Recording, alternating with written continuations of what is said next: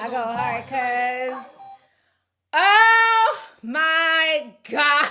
First of all, it is about to be 1 o'clock in the morning, so I'm on time, y'all. I'm 2 minutes ahead. But today is just crazy. Okay, so let me explain. Shout out to all 200 people in here that is up right now, can't sleep. Usually I would be like knocked out right now, but I was up last night editing my deep dive. I started around 7 o'clock and I finally decided to shut my computer down about 2:30 in the morning because it was starting to get spooky. So I'm like, okay, let me go to bed. But I was still kind of creeped out by the stuff I was, editing. So I ended up just staying up. I couldn't go back to bed. I just stayed up till like 10 o'clock in the morning.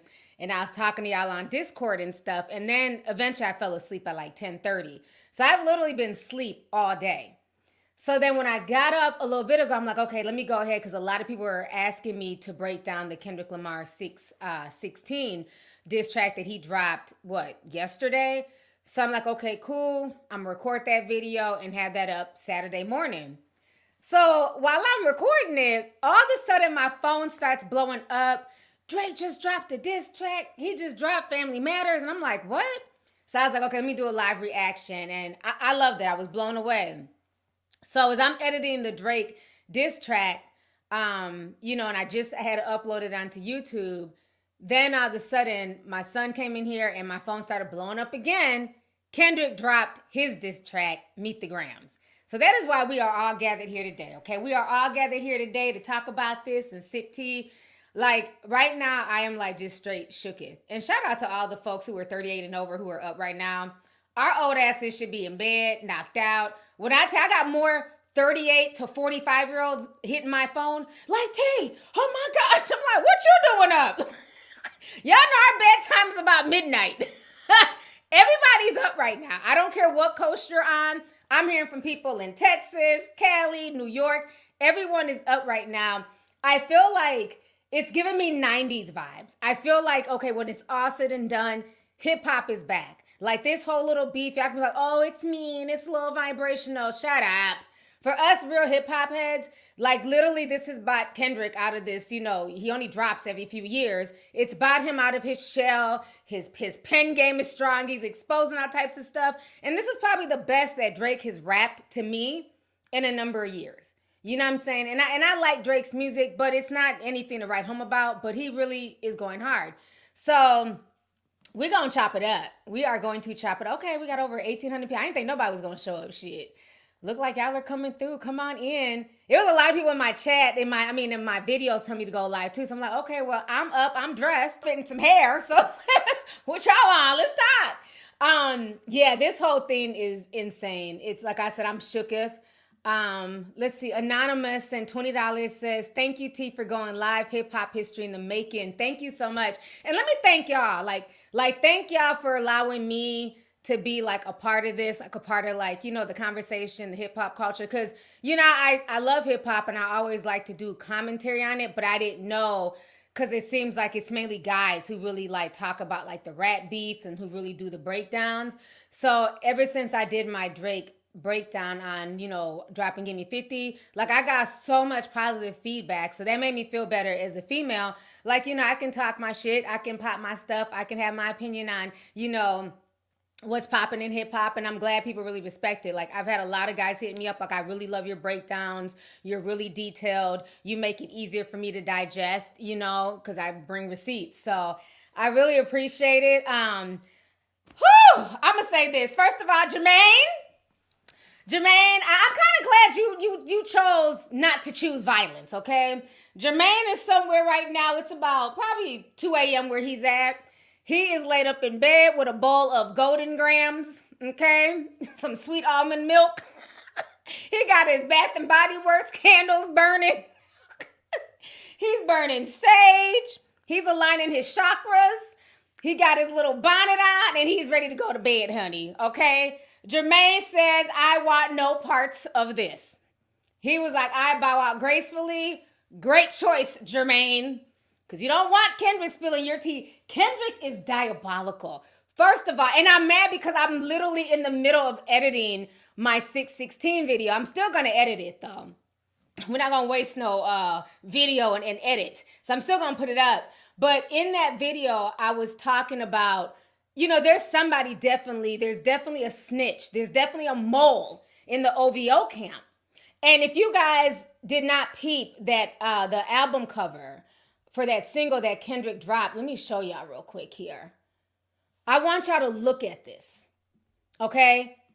Kendrick said in the 616 song, this would be your worst nightmare if I have connects with somebody in your camp.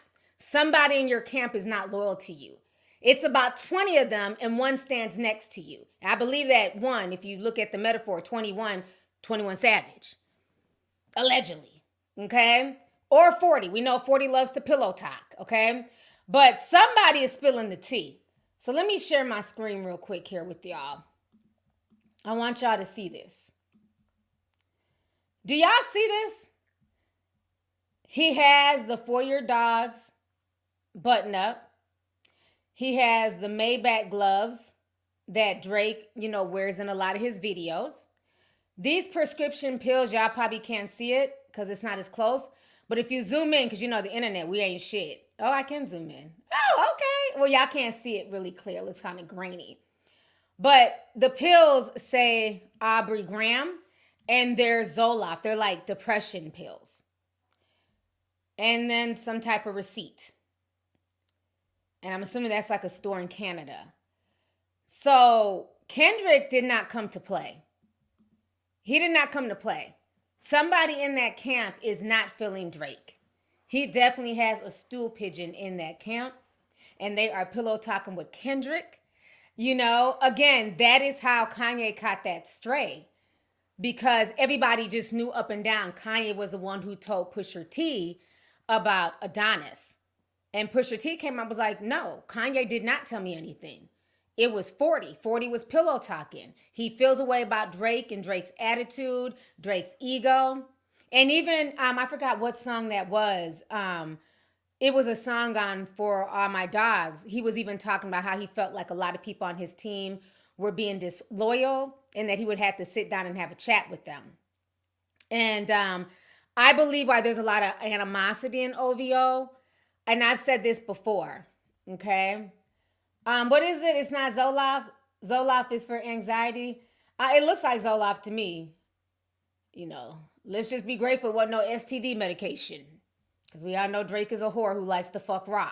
But anyways, I've always said this. I don't believe that rappers should run labels. I think it's silly because you're in competition. You still want to be the star. Rappers have big egos.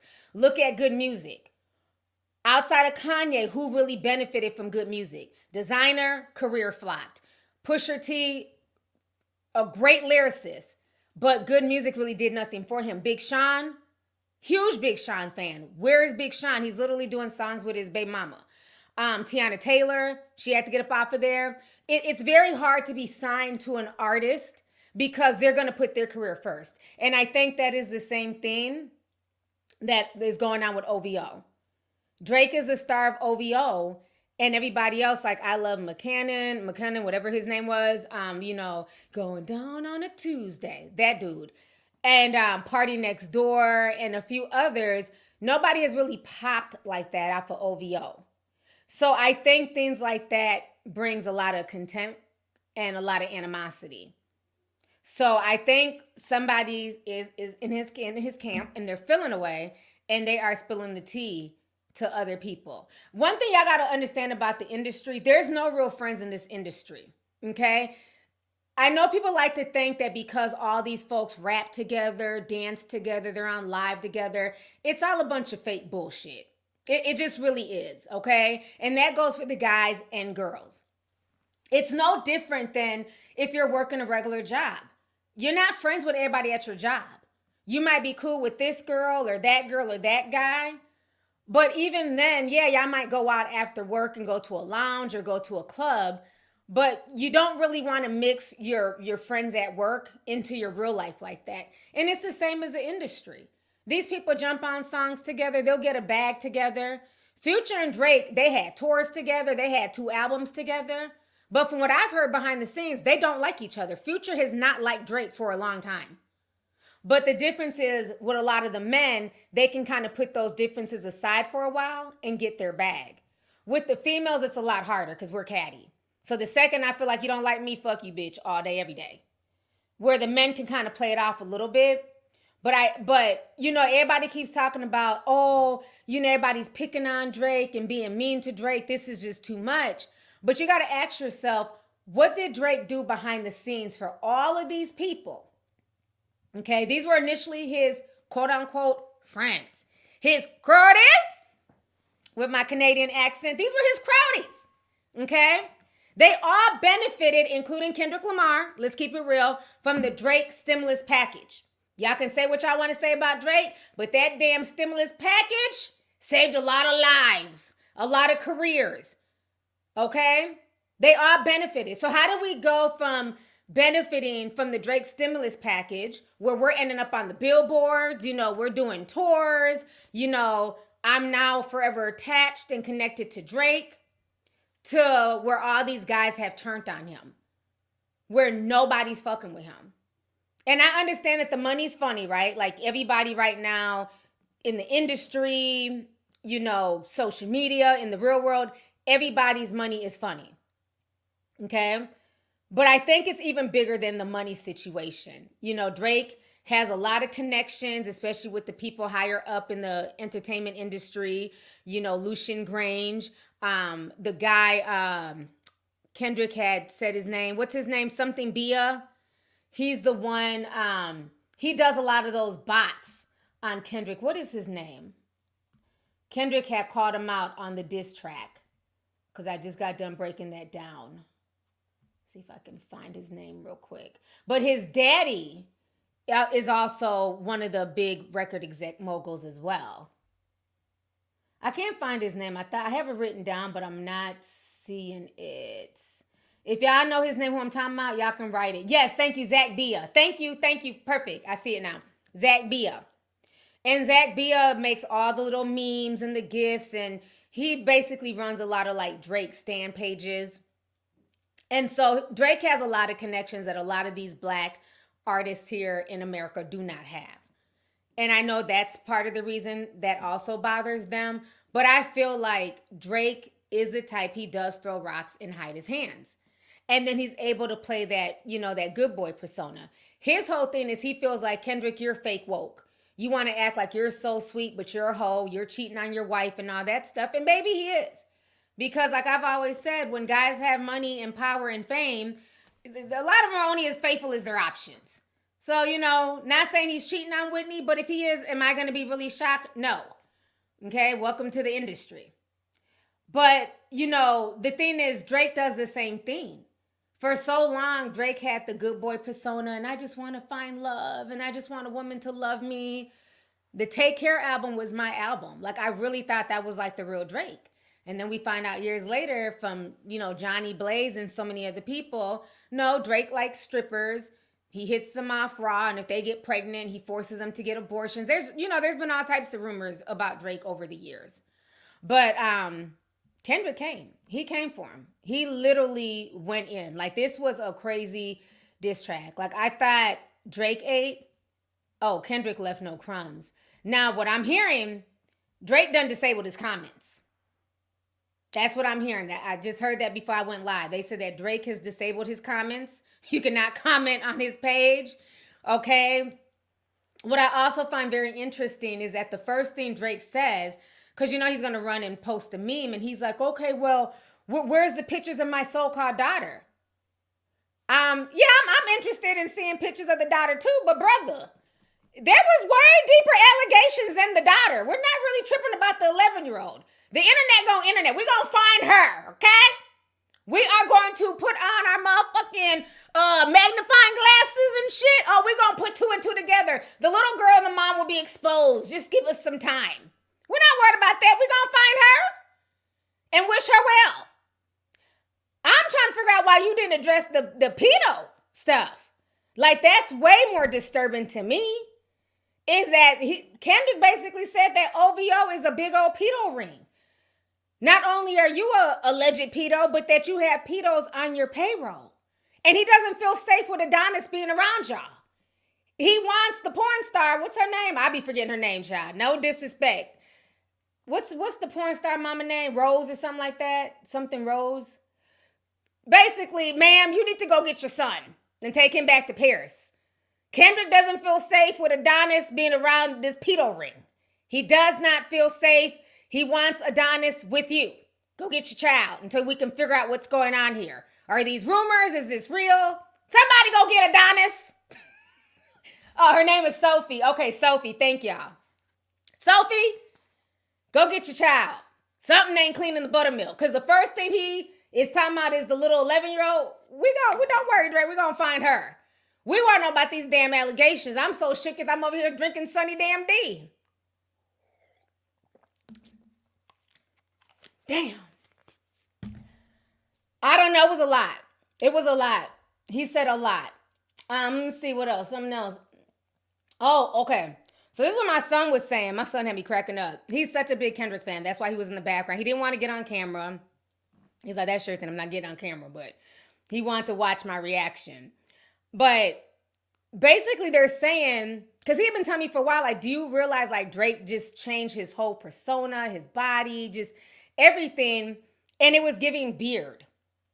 It's giving like, now you're trying to all of a sudden appeal to older women, you know, with the beard, the grown and sexy, the muscles and the ab stitching and all that stuff.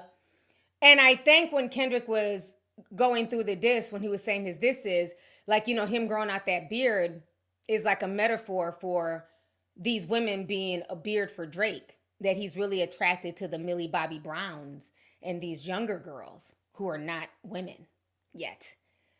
So I don't know, man. K-Dot ate. He ate. He literally went in. And yeah, even then, people are saying, you know, does Drake even like women? For real. Because he's always beefing with Rihanna and Serena and Meg and, you know, all this stuff. So is it where he just likes younger girls and guys? I don't know. The industry is just weird. And then I think when I was doing my reaction, I said that Diddy had pissed on his leg. Because I remember Diddy slapped the piss out of him. But it wasn't Diddy that pissed on his leg. It was T.I.'s friend. I had to go look it up. And I was like, oh, shit, it wasn't even Diddy. So I retract that. It wasn't Diddy that peed on him. But Diddy did slap the shit out of him. But T.I.'s friend pissed on him. And then what was so crazy is that Drake is still cool with T.I. So that's why Kendrick was saying, like, there's no way you could just pee on me and I'm still going to fuck with you in your camp. That was about T.I., not Bad Boy. So I wanted to clear that up. Yeah, T.I.'s friend just, I don't know if he was drunk or just we was feeling, you know, pissy that day. Just decided to start peeing on Drake's leg. That's like the old saying, you know what I mean? Don't piss on my leg and tell me it's raining. T.I.'s friend said, hold my beer, bitch. I gotta pee. Like, what is going on in the industry? But yeah, I forgot all about that. But yeah, it was T.I.'s homeboy. Just got up and just pissed on Drake's leg. But like I said, I don't know if he was drunk or if it was just some type of weird fetish. Who knows? When you're dealing with the industry, child. But poor little think tank. But yeah, this whole thing is just a mess. I mean, the fact that he literally jumped on a track and spoke to the entire Graham family. When he said, meet the Grahams, I'm going to let y'all meet all of the Grahams. Not just Aubrey, but we going to talk to, I forgot the mama name, Shirley or something like that. Y'all can write her name in the chat. The daddy name is Dennis. He addressed Dennis. You know, he addressed the mystery 11-year-old daughter. He addressed Adonis. We really got a chance to meet all the Grahams. Waiting for him to address the grandma, the aunties, and the cousins too. Shit, don't just stop at these 4 or 5. Keep going. Her name is Sandra. Okay, thank you. I thought it was Shirley, child. I knew it started with an S. Sandra. Oh my gosh. I'm still blown away by like all of this. This is crazy. It really is. Oh, we got over 4,000 people in here. Welcome, welcome, welcome. So I'm not the only one up. Okay, I'm glad. Because I'm like, ain't nobody going to show up to my stream, child. I'm glad everybody's out here. I don't think anybody can sleep. Drake right now is probably on the phone with BetterHelp. Drake, if you are, use my code. Code Lovelyti, okay? BetterHelp will help you with your anxiety, depression, you know, the stuff that you're going through. I've used it. So Drake is up right now. He is on the phone with BetterHelp because this man just drugged him and his entire family for the filth. He exposed more children. Like, this is insane. And then it wasn't even just the 11-year-old. Near the end, Kendrick started going in. He said there's a bunch of hidden kids. Like, what in the DNA testing is going on here? Somebody call up Maury. Maury's still alive, right? It's Jerry Springer that died. He's still ticking, right? I'm going to need somebody to get Maury on the phone. Maury, I'm going to need you to go up to Canada and figure this shit out. We need this wrapped up by the end of next week. I want to know who all these children are, who the mamas are. We need to, embrace these kids just like we embrace Adonis. Not going to be out here hiding kids. Now, Future got a shit ton of kids, but we know who all them kids are. We know who their mamas are. We know their first and last name. We need the same for Aubrey. I want to know who these children are and who the moms are. I'm curious. I mean, Drake about to keep 23andMe busy. So I don't know. I don't understand it. I don't know why he would be hiding his kids. He's grown. It's just weird. And again, it almost feels like he came into the game, on this narcissistic thing, trying to have this perfect image instead of just being himself. And if he was just himself, we wouldn't be here. I mean, the fact that even The Weeknd, aka Abel, it's so weird now. I know like all these rappers' names. Pusha T, his real name is Terrence Thornton. Okay, so even Abel is beefing with him. They're both from Canada. Y'all have worked together numerous times. So that's what I'm saying. Like, Drake has clearly done something to a lot of people behind the scenes. You got a singing guy literally singing a diss track song. He's singing about your shooters being on TikTok in the most soulful voice I've ever heard.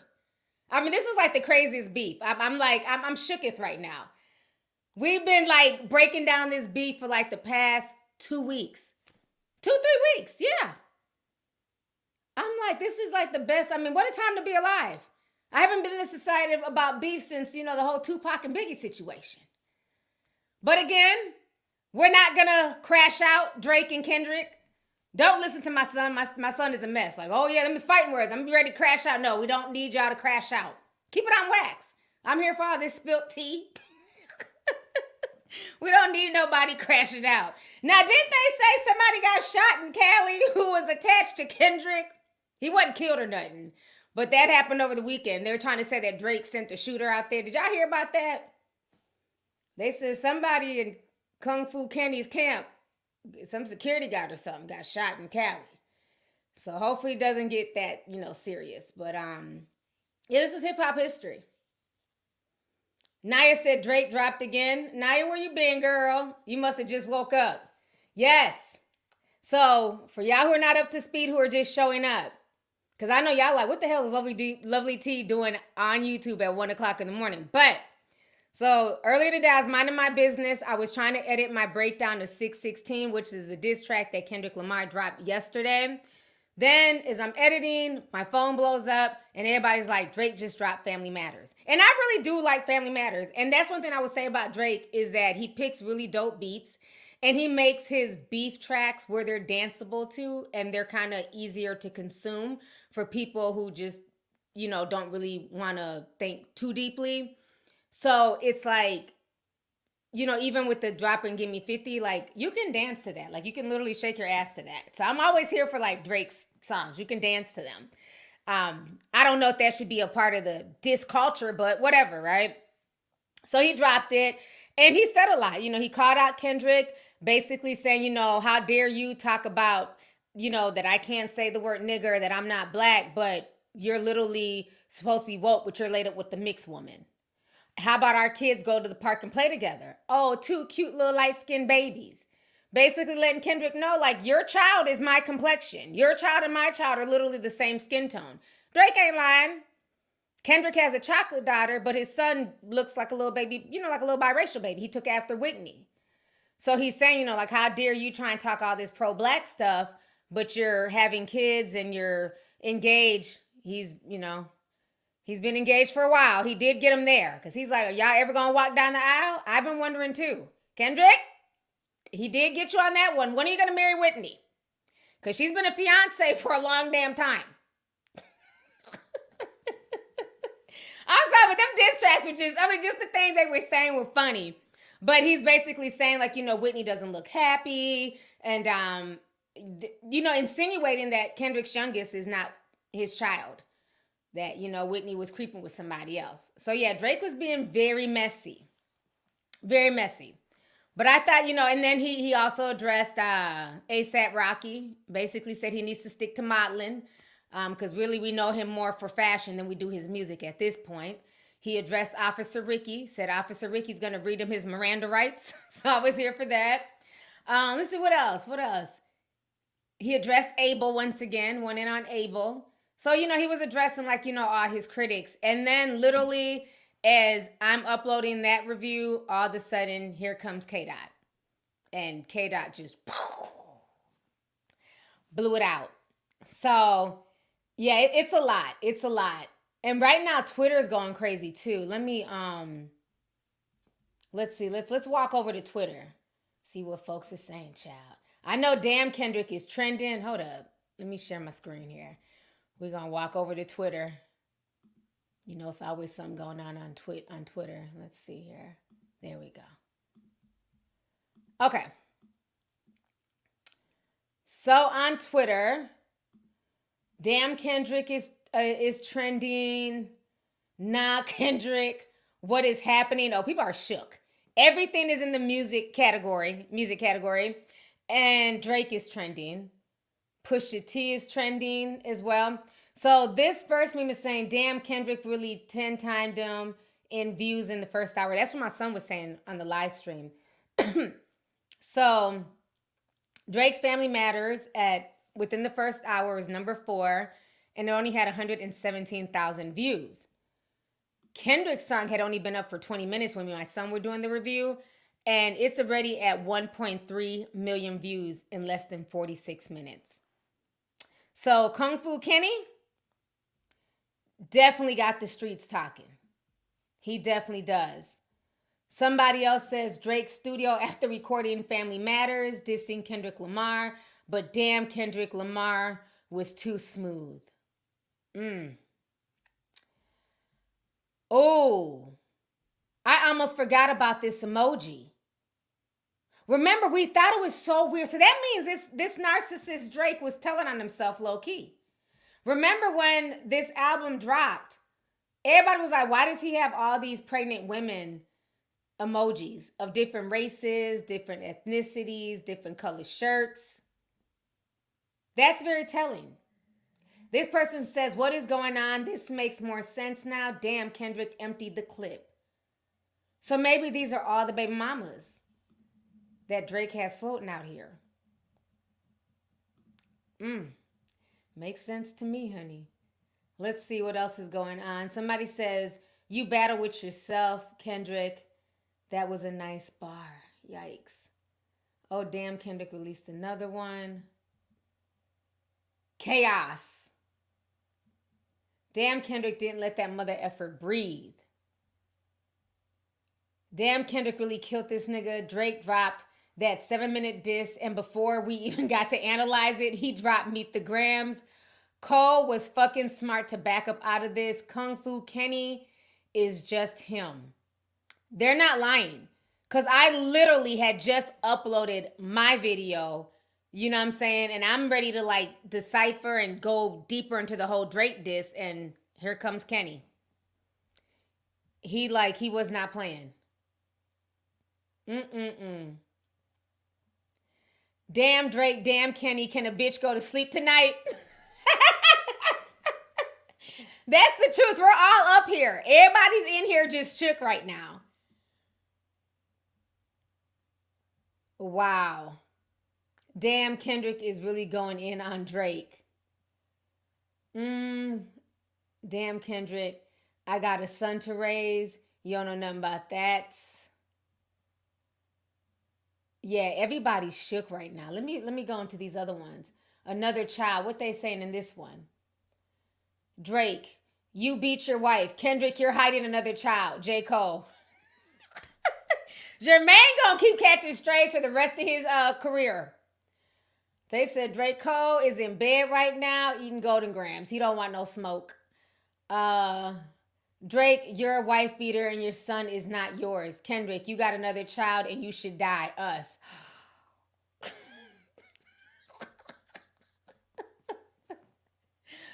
Oh my gosh. When Kendrick mentioned another child, everyone in the studio with Drake.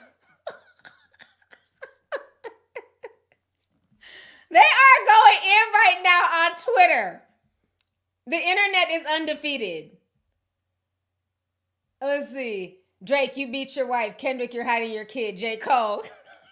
J. Cole over there two-stepping and shit. Like, I'm glad I'm not in it. Hey, I'm glad I apologize. Oh my gosh. When you put your hands on your girl and he's had another child. This is a mess. No way this nigga Drake got exposed for having another child. Twitter is wilding right now.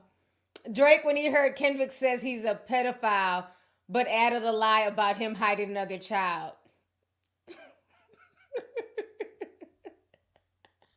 Not DJ Khaled.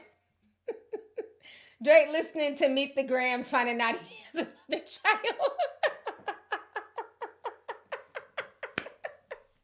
It is too early in the morning for this. That's J. Cole on the bike. Oh my God. Drake, you beat your wife. Kendrick, you're hiding another child. Drake, J. Cole. I knew it, bro. Wow. Cole Wow. My big bro right there. I knew it, bro. They got J. Cole on a bike like, I'm out of here. Let me just pedal away. I don't want none of this smoke. Oh my gosh. I gotta hit that with a light. That was funny. Drake hired another child and a known sex offender on the payroll. Whew. Oh, boy. Yes.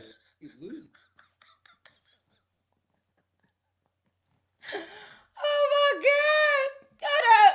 Drake, you beat your wife. Kendrick, you're hiding another child. J. Cole. They said J. Cole out here playing basketball.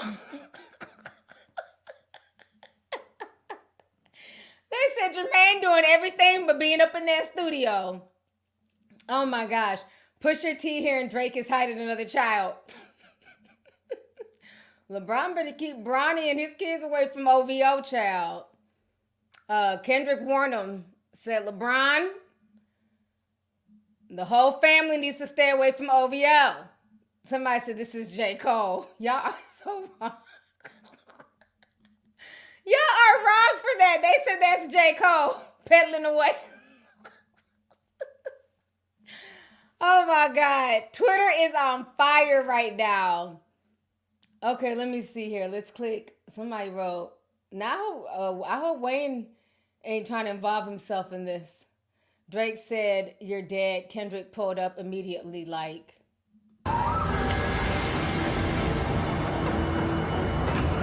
Well, don't look so surprised. It's not like this is the first time I've come back from the dead. The internet is undefeated. I don't care what nobody says. The internet is undefeated. The memes, the gifs. Oh, y'all are putting in overtime. Drake, y'all dead. Kendrick. Never penetrate. Okay, I can't play no music. They hired a crisis management to clean up the fact that you beat up your queen, you're dead. Drake to Kendrick Lamar on Family Matters. Drake really just murdered Kendrick Lamar. It's over. The beef is finished. When was the last time y'all heard somebody say they put that new Kendrick on? It's cooked, you're dead. That's a Drake fan. That's a Drake fan right there. Okay, so these are people responding to Drake. Let's see what else is trending. Oh, it's a lot trending. Meet the Grams, you're dead. Who is day free? Let's click on this hashtag. Drake, your child is day freeze and you're abusive. Kendrick, you're hiding your daughter and you should die. J. Cole, sleep. Jermaine gonna be catching strays.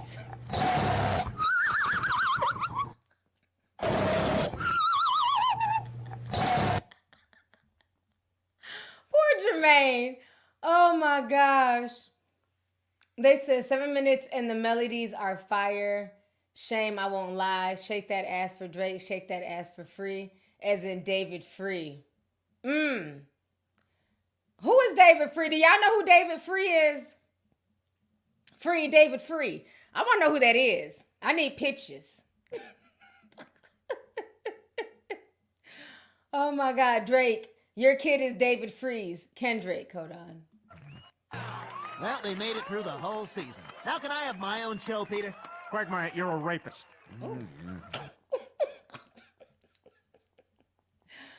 Oh my, okay. Hold up. Drake, your kid is David Freeze and you're abusive. Kendrick, you're hiding your daughter. You should die. J. Cole. Take care. Take care. Oh my gosh. Oh. Drake says one of K. Dot's kids is David Free. Oh my goodness.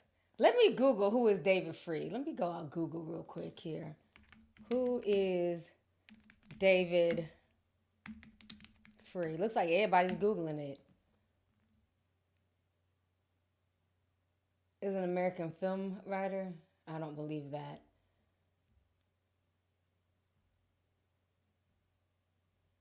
But who is David Free, though?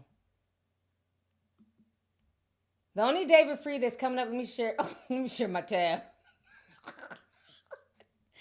Is this him? They're saying that this is David Free. He got 3 posts. What do he do? He probably paid for this blue check mark. I ain't never heard no David Free. Look, everybody. Social media's already in these comments. Oh my gosh. They said, now tell me I ain't hear what I think I heard from Drake. Is this the real? Will the real David Free please stand up? Is this him or y'all just harassing this man? Because everybody's in his comments lighting him up. Oh my goodness. Oh, they said David Free is the president of Top Dog Entertainment.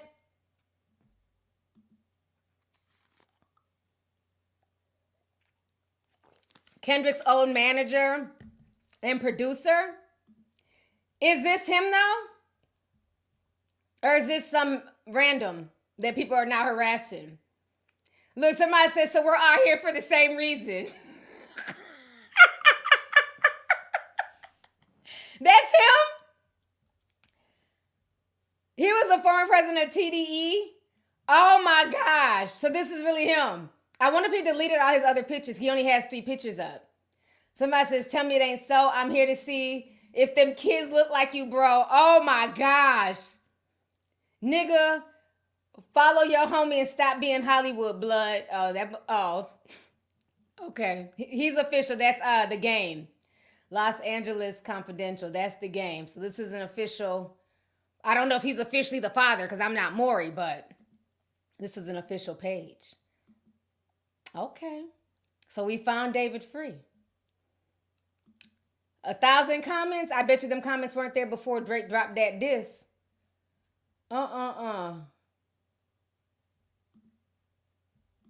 Has he said anything on Twitter?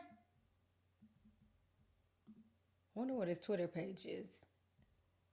That is crazy. They are going in on this man.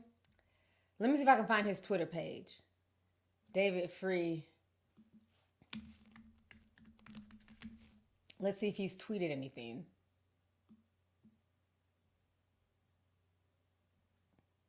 Hold on, let me share my page here. Okay, this is his Twitter page. He ain't said no since March 8th. He's quiet.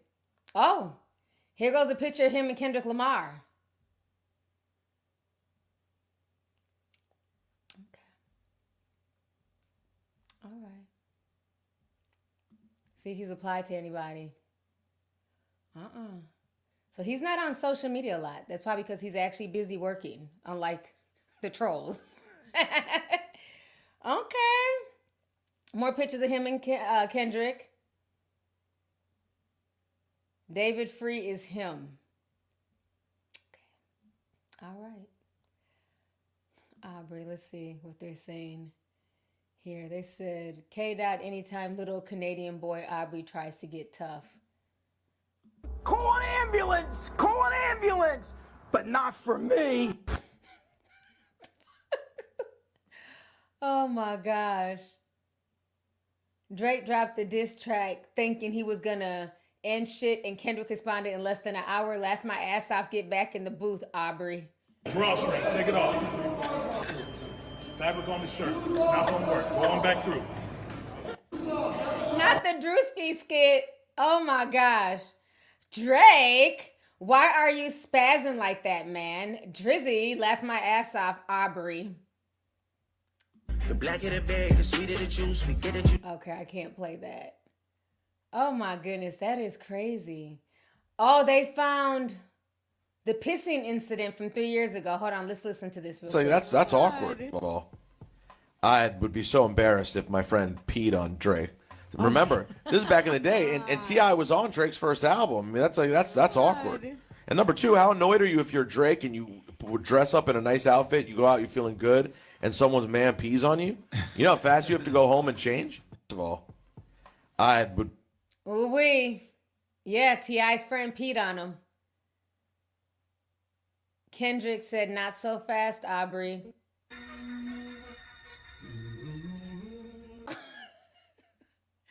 Oh my God. Okay, so let me go ahead and read some of these super chats in the comments. It is a lot going on social media right now. Everybody's here for these diss tracks. So let's see here. Let me go up to the top. Erilyn Morgan says, T, I'm upset. Drake said, I still got like 7 years of doing what I want. That was in 2018. It's 6 years later. 2025 might be a moment for Drake. Yeah, you know, this year has been very, very interesting. Let's keep it real. Like we said at the beginning of this year, we are in the age of Aquarius, and Cat Williams literally set the tone for this year. He said all lies will be exposed. It doesn't matter if you're Puffy, if you're, TD Jakes, all of them. All you big dick bandits. Remember, these were Cat Williams' words, not mine. He said all big dick bandits will be exposed. And remember, Drake exposed himself. What was this, like in November? Remember his big peen slipped on Twitter? He did that shit on purpose, but it leaked.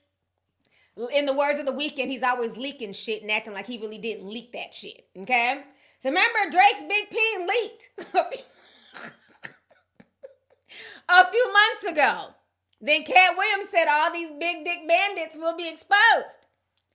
And looks like Kendrick is exposing Drake for, sticking that big peen in multiple women and getting them pregnant. Okay? So this whole situation is it's diabolical. Let's see here. Stats 321 says 33. I'm a millennial and I'm up. I know that's right. Shout out to all the millennials, all the Gen X, everybody who's grown as hell up. Knowing we should all be in bed right now. We up here partying with Gen Z and Gen Alpha. Okay? All the grown folks is up right now. Everybody 35 and up is up. It's too funny. Let's see here. T. Shani Love says, T, thank you for going live. You're more than welcome. I couldn't sleep. I'm like, I know somebody got to be up. We got over 5,000 people in here, so I'm not the only person up right now. The Biz 95 says, Lovelyti looks amazing again. I just watched your 2 diss track reviews, and now you're live. Whew, I'm ready. On vacay in Dallas, waiting on the tea. Thank you so much. I appreciate you. Thank you for stopping through at what is it? It's almost 2 o'clock in the morning. Hope you're enjoying your vacation. Let's see here. Whitney. Okay, we got another Whitney in the house. Whitney Keelan sent $10, says Drake dissed short-lived. Yeah. It was good. Like I said, I liked it. I was dancing to it. I was feeling it. But yeah, Kendrick was just like, oh, you thought you did something? Bam. Okay? He just came and dropped that bomb. So yeah, it's crazy. It is crazy. Somebody said, I'm 42 and up. I'm 40 and up. Yeah, we got a lot of grown folks up right now. Like, doesn't this remind y'all of like all the people who are like 35, 40? Tell me this does not remind you of like the late 90s, early 2000s, you know, but we didn't have social media. Like when Nas dropped Ether, you know what I'm saying? It was just like everybody was up talking about it. Everybody was on the phone. Call such and such on the party line. Wasn't no cell phones back then like that. So everybody would be on the party line talking. This was before Twitter. Who remembers that? You call your friend, and then you call another friend, then they call a friend, and it literally be like 10 people on the phone, and we're all talking about it and playing the song and rewinding the tape or playing back the CD. This is like the vibe I'm getting. Like, I feel like regardless of the situation, they have both brought back hip hop. This is what hip hop is about. It's about competition. You know what I'm saying? It's about really seeing who is the best. Don't just say you're the best. We need proof. Okay? And they're doing it. Like, I feel like this is like back in the day. And like I said, to me, this is like probably the best that Drake has rapped in a few years to me. Because he's kind of, you know, he's kind of fallen off a little bit. His music, like especially his old stuff, I love. But a lot of the new stuff, I just haven't been able to get into it. So this is probably like the best he's been, including dropping Give Me 50. Like, I really like that diss. So he's definitely in his bag right now, but Kendrick is just a tougher opponent. MS Doom 1995 says K-Dot got moles in OVO because ain't no way. It's 2 a.m. and I'm only up for you, auntie. Love you. # Discord gang. Thank you so much. Thank you for the super chat. Oh, yeah. There's definitely a mole in OVO. Like I said, I think Drake has probably pissed off a few of his, you know, contemporaries in OVO because how you really the only one popping over there? That's why The Weeknd was saying in his singing diss, like, I'm glad, you know, he was singing it and stuff, like, I'm glad I never signed to you. I can't sing like The Weeknd, but y'all get the gist, okay? So, you know, he was even saying, I'm glad I never signed to OVO. Because if he would have signed to him, he'd probably be in the same situation as Party Next Door. You know, let's keep that real. So I think there are some people who feel away. But that's why I always say, like, it doesn't make sense to sign to another artist, especially if they're still in the game. It's one thing if they're, like, fully retired, then cool. But if they're still rapping too, I don't want to sign to another artist because it's going to be about them. You know, so people got to remember that. Somebody said, party who? Oh, the shade, honey. We see you, Black. Talking about party who? So I think that there's definitely a mole in the camp. But like I said, it could also be 21 Savage because 21 Savage is very cool with Metro Boomin, you know. He has to still keep his relationships with people in Atlanta. So he's kind of caught in the middle. But again, the reason why I also bring him up is that I don't like people who try and play neutral when it comes to stuff like this. Like, y'all know me, I'm a Leo. I'm big on loyalty. I don't play that, oh, I'm going to be cool with all of y'all. Because like I always tell y'all, a friend to everyone is a friend to nobody. So for me, if you rocking with my ops, stay over there. I'm going to make the decision for you. I never want people to feel like I got to pick between you and that person. No, I'm going to make the decision for you. I'm out. You and them go do you. So that's why I'm kind of giving 21 Savage a side eye. You can't be, you know, you got to pick a side. Either you team OVO or you over here with Metro Boomin and them.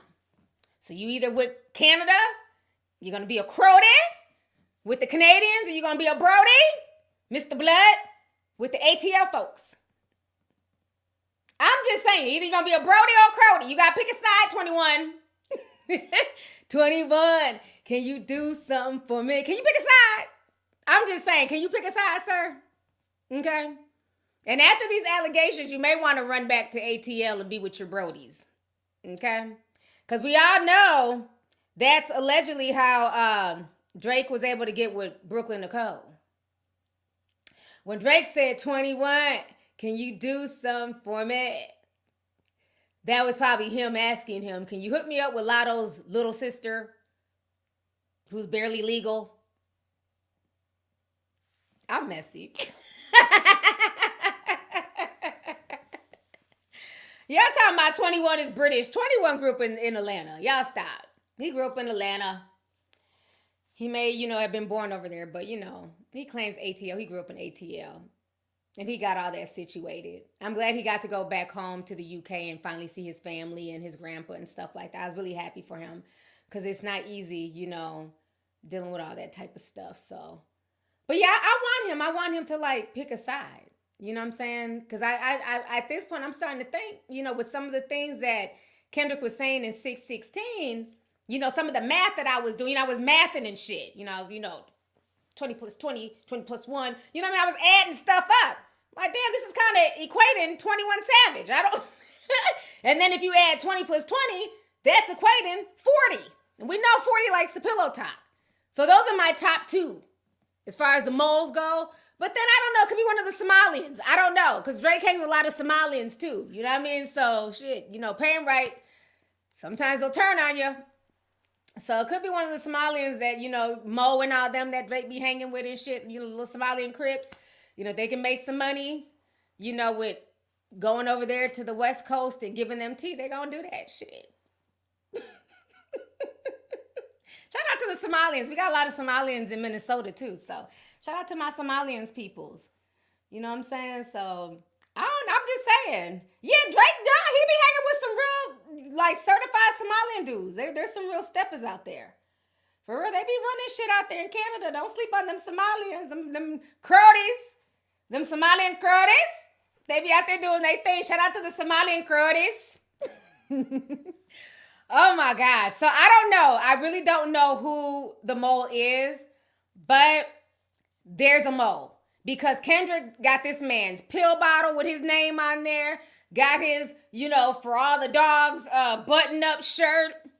He got all types. He got the damn MMG gloves and stuff that Drake be wearing in music videos. Like, Kendrick got a lot of damn shit.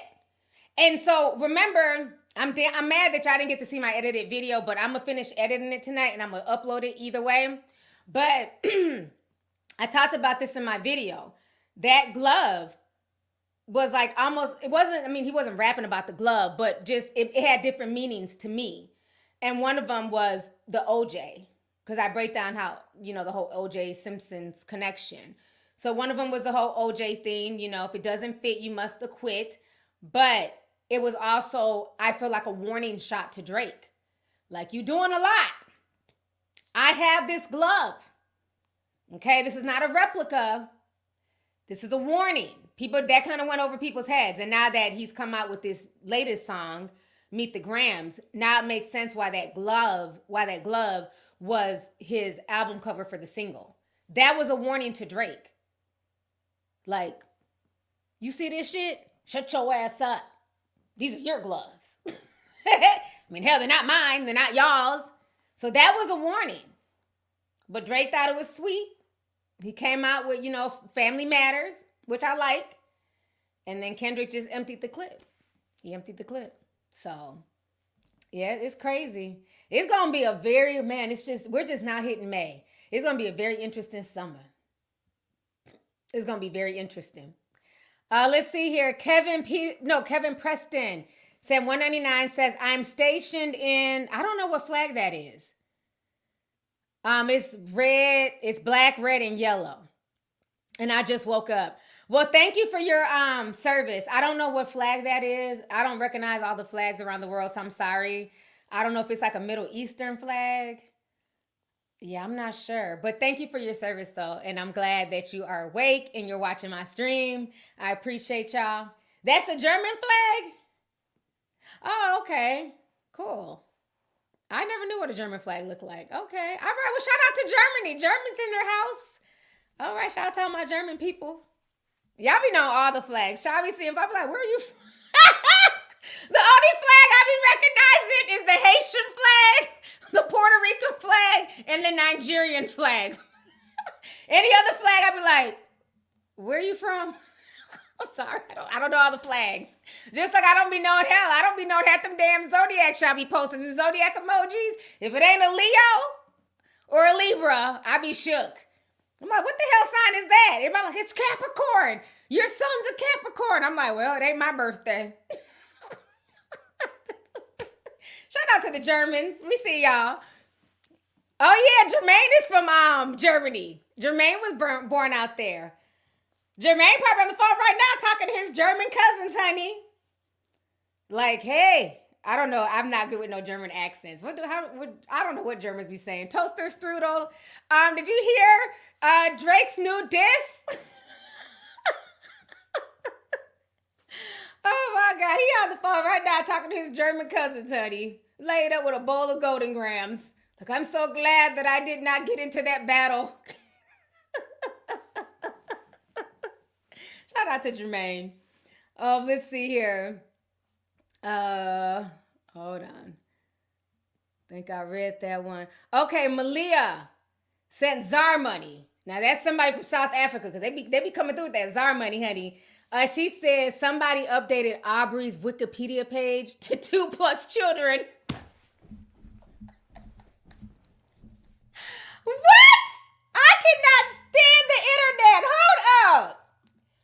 Not them updating Drake's wiki page. Oh my gosh. Hold up. Shout out to you from South Africa. Thank you for spilling the tea. Let me look this up. Drake the musician. Hold up. Let me share my tag. Let me share my screen with y'all. We're going to look at this together. Okay. We're on Drake's Wikipedia. Well, on my end, it must not have updated. On my end, it's just showing the one child. Children 1. So it may not have updated on my end. But, they're going to be in this Wikipedia page editing the shit out of this. Trust me. I keep forgetting Drake is 37. So Drake is closer to 40 than he is 30. But be running around like he 15, child. All right, hold on. Let me go back and read some more. Let's see here. Who is Bree sent $4.99 says, hey, Miss Lovely, loving your reactions and recaps. How do you think this feud will end? It's getting uglier than Flavor Flav. Ooh, not Flavor Flav catching a stray. You know, I don't know. I don't know how it's going to end. But I will say this. I just hope that it stays on wax. I hope, because I grew up during the whole Bad Boy versus Death Row and, the whole Tupac and Biggie thing. I don't think it's ever going to get that serious ever again, right? We've had a lot of people beefing in hip hop since then.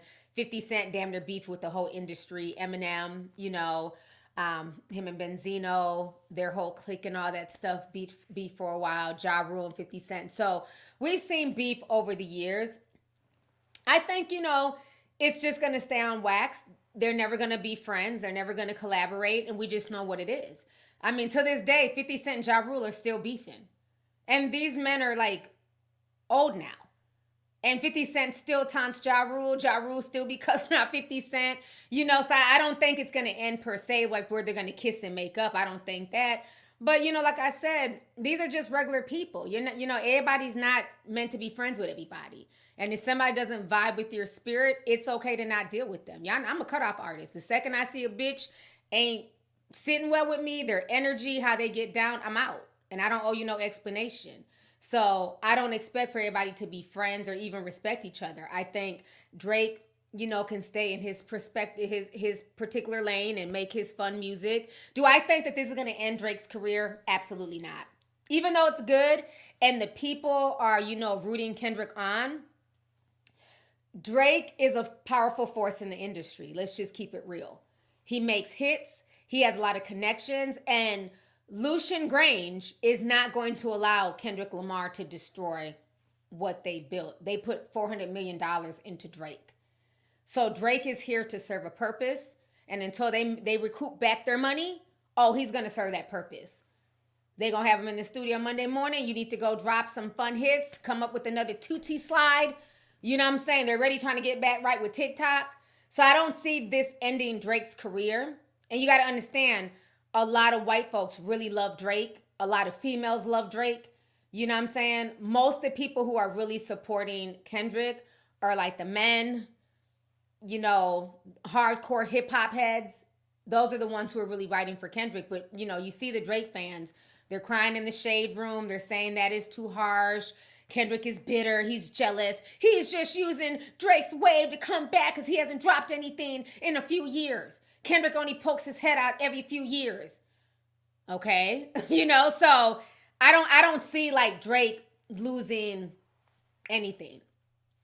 Now, do I think that the real rappers who are, like Rick Ross and Meek and all them, do I feel like they're ever going to deal with Drake? No.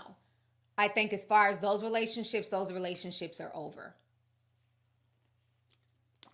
I mean, even the fact that you have people, like I was saying on my live stream yesterday, I was confused at Gilly the Kid's reaction and even Mace's reaction. Both of them have dope pen games. You know what I'm saying? Mace can rap his ass off. He literally carried Bad Boy on his back after Biggie died. So I was very shocked at his reaction to it, to Kendrick's diss track. And then Gilly. Because Gilly, you know what I'm saying, he used to write for Lil Wayne. So even that let me feel like a lot of these dudes are low-key compromised, in the words of Kendrick, to side with Drake. Because again, Drake is the popular one in the industry. And right now with the industry and the money being funny, they want to stand next to the popular guy. And that might be why 21 Savage is kind of caught in the middle. Like, yeah, maybe his loyalty should be more or less to Atlanta and Metro Boomin and the people that he came up with. But Drake is the more popular commercial artist. So that's the thing. It's crazy. Let's see here. Tracy says, J. Cole gracefully bowed out. Kendrick plays no games. Exactly. But he's still catching strays, though. People are still dragging Jermaine. But yeah, I think at this point it was smart for him to just, bow out gracefully and keep it moving. Joyful Jalen sent $4.99, says, I love these late night lives. I just want people to talk about how Drake was in Millie Bobby Brown's DMs when she was 14. Why do people dismiss that? Okay, let's talk about that real quick. I remember hearing about that. And you guys know I'm a fan of Stranger Things. My youngest son put me on it. So I've watched all the seasons. We watched Millie Bobby Brown grow up. I think part of it is this, and I can see why people may not have an issue with it, quote unquote. Like I always tell you guys, people put status and money before anything, right? So if this was like your average 30-year-old sliding in a 14-year-old's DM, like let's just say this was Raheem instead of Drake. People are like, oh, he's disgusting. How dare he jump in that little girl's DM? But because this is a global superstar who has fame, popularity, status, and let's keep it real, she's probably his favorite rapper, right? All the kids love Drake. YOLO. You know what I mean? They were hollering YOLO for years. That's how I got put on Drake. My son at the time, who was 8, put me on Drake. Because he kept running around the house talking about YOLO, YOLO, YOLO. I'm like, what the hell is YOLO? It's the new Drake song. Who is Drake? Listen to this. How did you get this song? You're 8. You know what I mean? So the kids love Drake. So I think that's how people kind of dismissed it and looked at it like, well, maybe he just jumped in there as a fan because he liked the show. I'm an adult. I liked the show. I watched it. So that I think that's why people didn't look at it like a creepy factor, because again, that celebrity status can always be used as a cover. But if you just take an average 30-year-old man, no, he should not be in the DMs of a 14-year-old. And that's where we need to stop putting celebrity first and treat people like they're regular human beings and stop acting like because they're celebrities, somehow they're gods and they're beyond reproach. R. Kelly. You still got people to this day crying that R. Kelly should be free. R. Kelly was a pervert. He got away with something. He should have just sat down and ate his food. He was on tape pissing on a 14-year-old girl. At that point in time when he got off, that should have humbled him. He should have never even looked at any type of cooch under the age of 21 at that point. But he got arrogant because of his status and his fame and, his wealth at the time. He thought he was above the law and beyond reproach, and he found out otherwise. And I think, we are living in the age of Aquarius, and it's a new time and it's a new day and time. We have the Time's Up. We have Me Too. And people are spilling the beans. They're spilling the tea. And they're coming back for retribution. So Drake better hope Millie Bobby Brown does not have a story to tell. He better hope SZA keeps it cute. Because I've also heard that he was dating SZA when she was underage. Allegedly. I have no proof of this. It's just internet chatter. But Drake, that's why sometimes I forget Drake is as old as he is. Because he does talk to a lot of girls who are really young. And again, like I've told y'all before, I don't, once you're over the age of 18, you do what you want to do. Per the law, the legal age is 18. My concern has always been with children. So no, I don't think he had any business being in her DMs. But like I said, the reason why people didn't look at it as strange for the most part is because of his status. Like he probably jumped in her DMs to say that he was a fan and she's a fan of his work and things like that. But when you're an adult, you have to move differently. And this was the norm, unfortunately, when we were growing up. It was just normal. Younger girls, older guys. I mean, we can even talk about Aerosmith. I've talked about this on this channel before. Aerosmith was living with his 16-year-old girlfriend when he was like in his 30s. He had gotten her pregnant and everything. And the parents were okay with it. Why? Because it was Steven Tyler, the head singer for Aerosmith. If this was just the average 30-year-old who just worked a 9 to 5, I bet you they wouldn't have been cool with it. But again, that, people like, somebody said something about SZA, what they said? SZA was 19 and Drake was 22. Like I said, I don't know. Folks were saying SZA was talking to Drake when she was 17, so I don't know. Somebody said, SZA said she was 18. Oh, okay. Well, then if she was 18, she's grown. So, but, they've been tying Drake to like a lot of younger people. And like I said, he better hope that all them people that Kung Fu Kenny was talking about, this whole pedo ring, that doesn't end up snowballing into something. Because now we see what done happened with damn P. Diddy. And all his skeletons coming out the closet. So it's going to be interesting. It's going to be really, really interesting. But I think, like I said, people have to stop putting fame and celebrity before common sense. If you wouldn't be okay with your average 30-year-old, talking to a 14-year-old, then it shouldn't be okay if Drake is doing that allegedly. So, but yeah, I hope that answered your question. Let's see here. Jetstorm 26 and $2 says, thanks for the late night live, over 38 gang. I'm telling you, all the grown folks is up tonight. I'm glad they dropped on a Friday, because if this was the middle of the week, I'd be sleeping in bed. Thank goodness we don't have to do nothing tomorrow. It's a Saturday. We can sleep in, grown folks. Okay? So they both did good dropping on a Friday. Okay? Because if this was a Wednesday, we'd just be talking about this Thursday morning.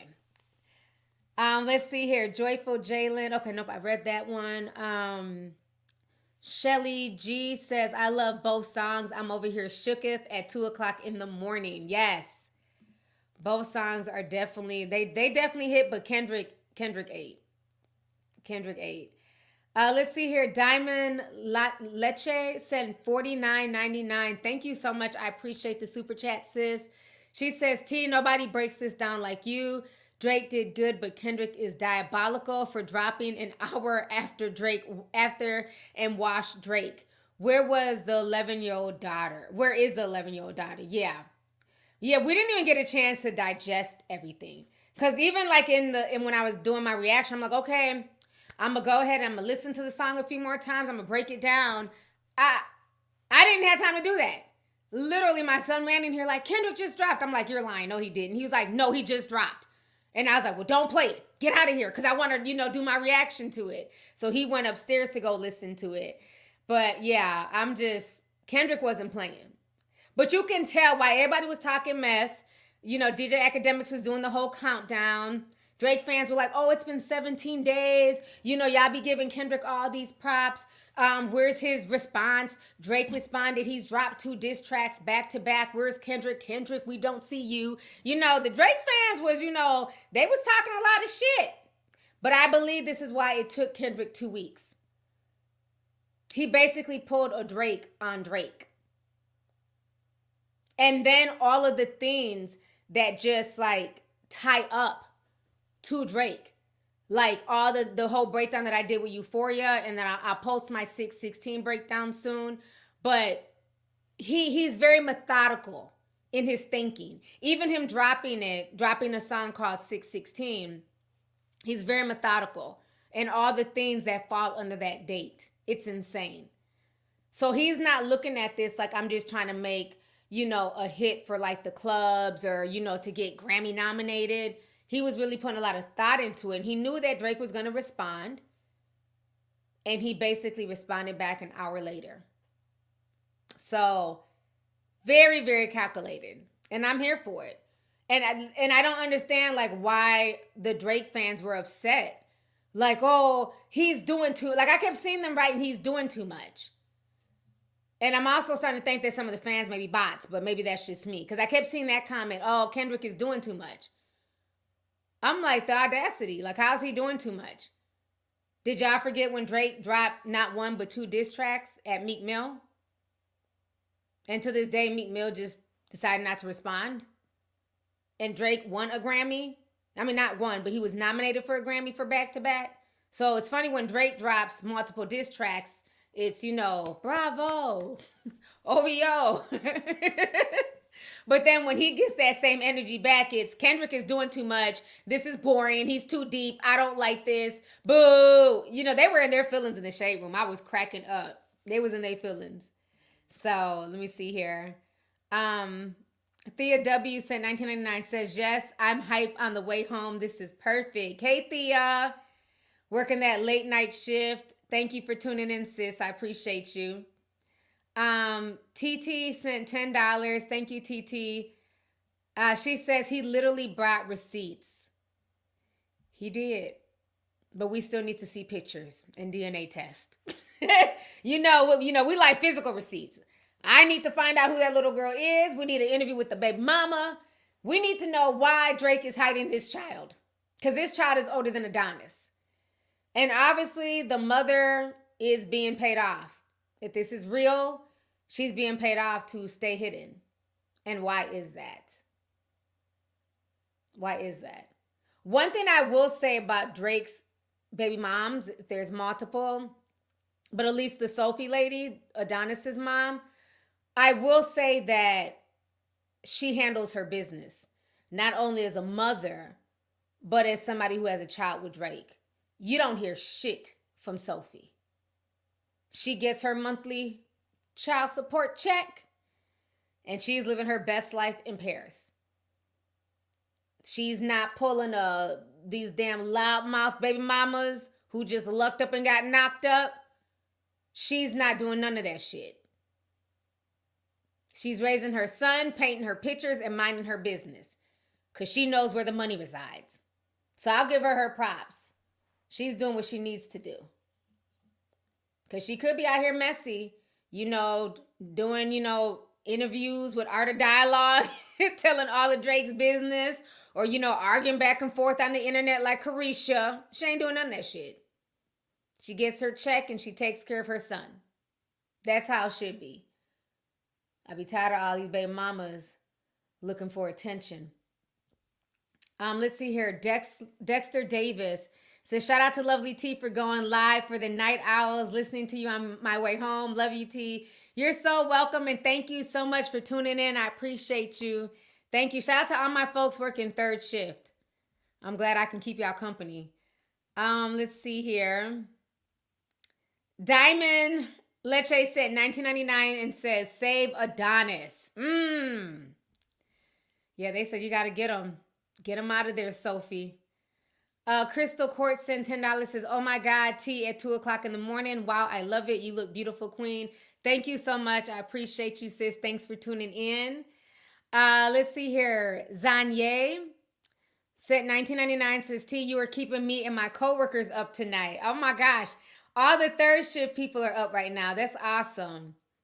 Thank y'all for tuning in. Like, this was an amazing night. Like, I did not expect this at all. And like I said, I'm glad that I slept all day. That's the only reason I'm up right now. Because, old folks, we need a nap, child.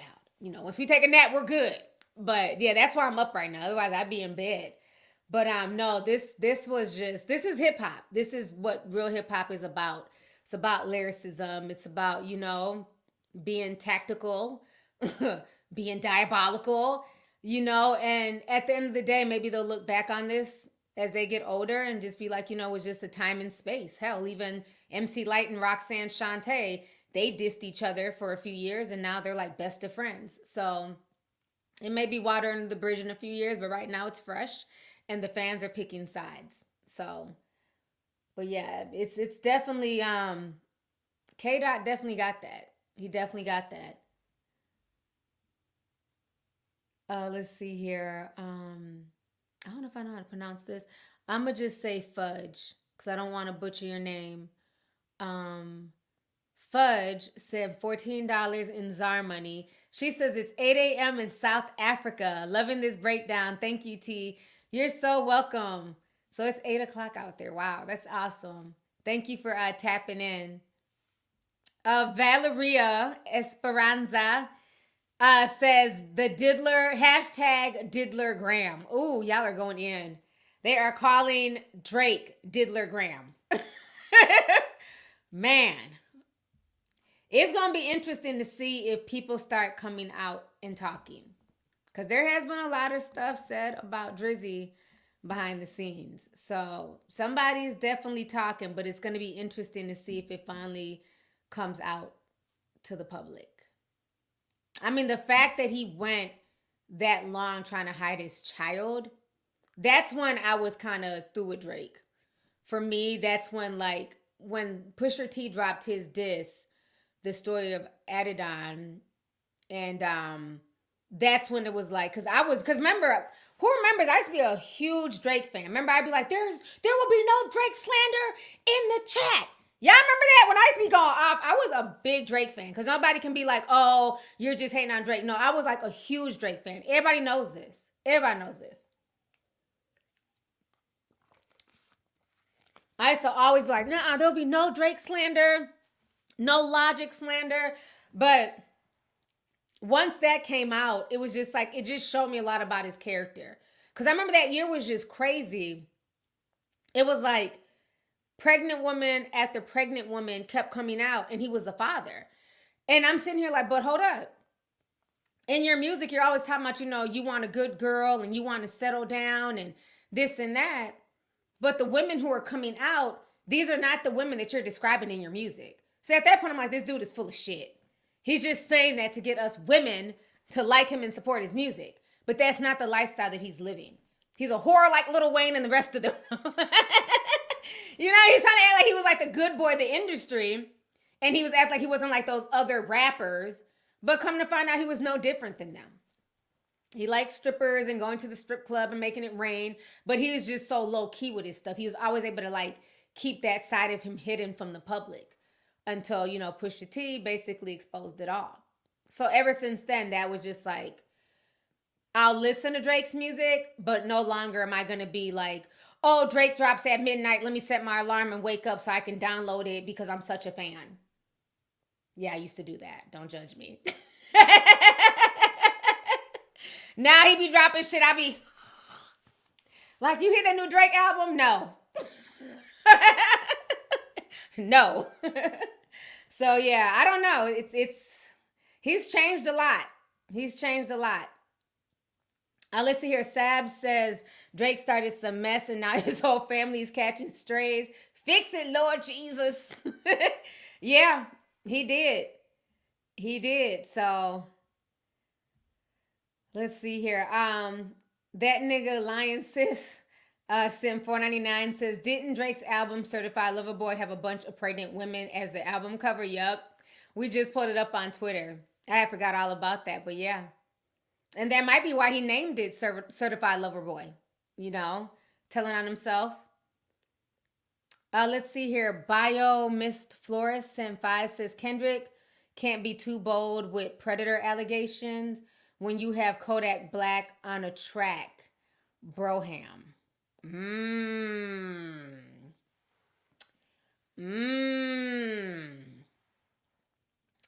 That's interesting. Because Kodak Black is definitely, he's been accused of underage things. He's been accused of beating women and all types of stuff too. So that's very interesting. So I wonder if anybody in the industry is going to point that out.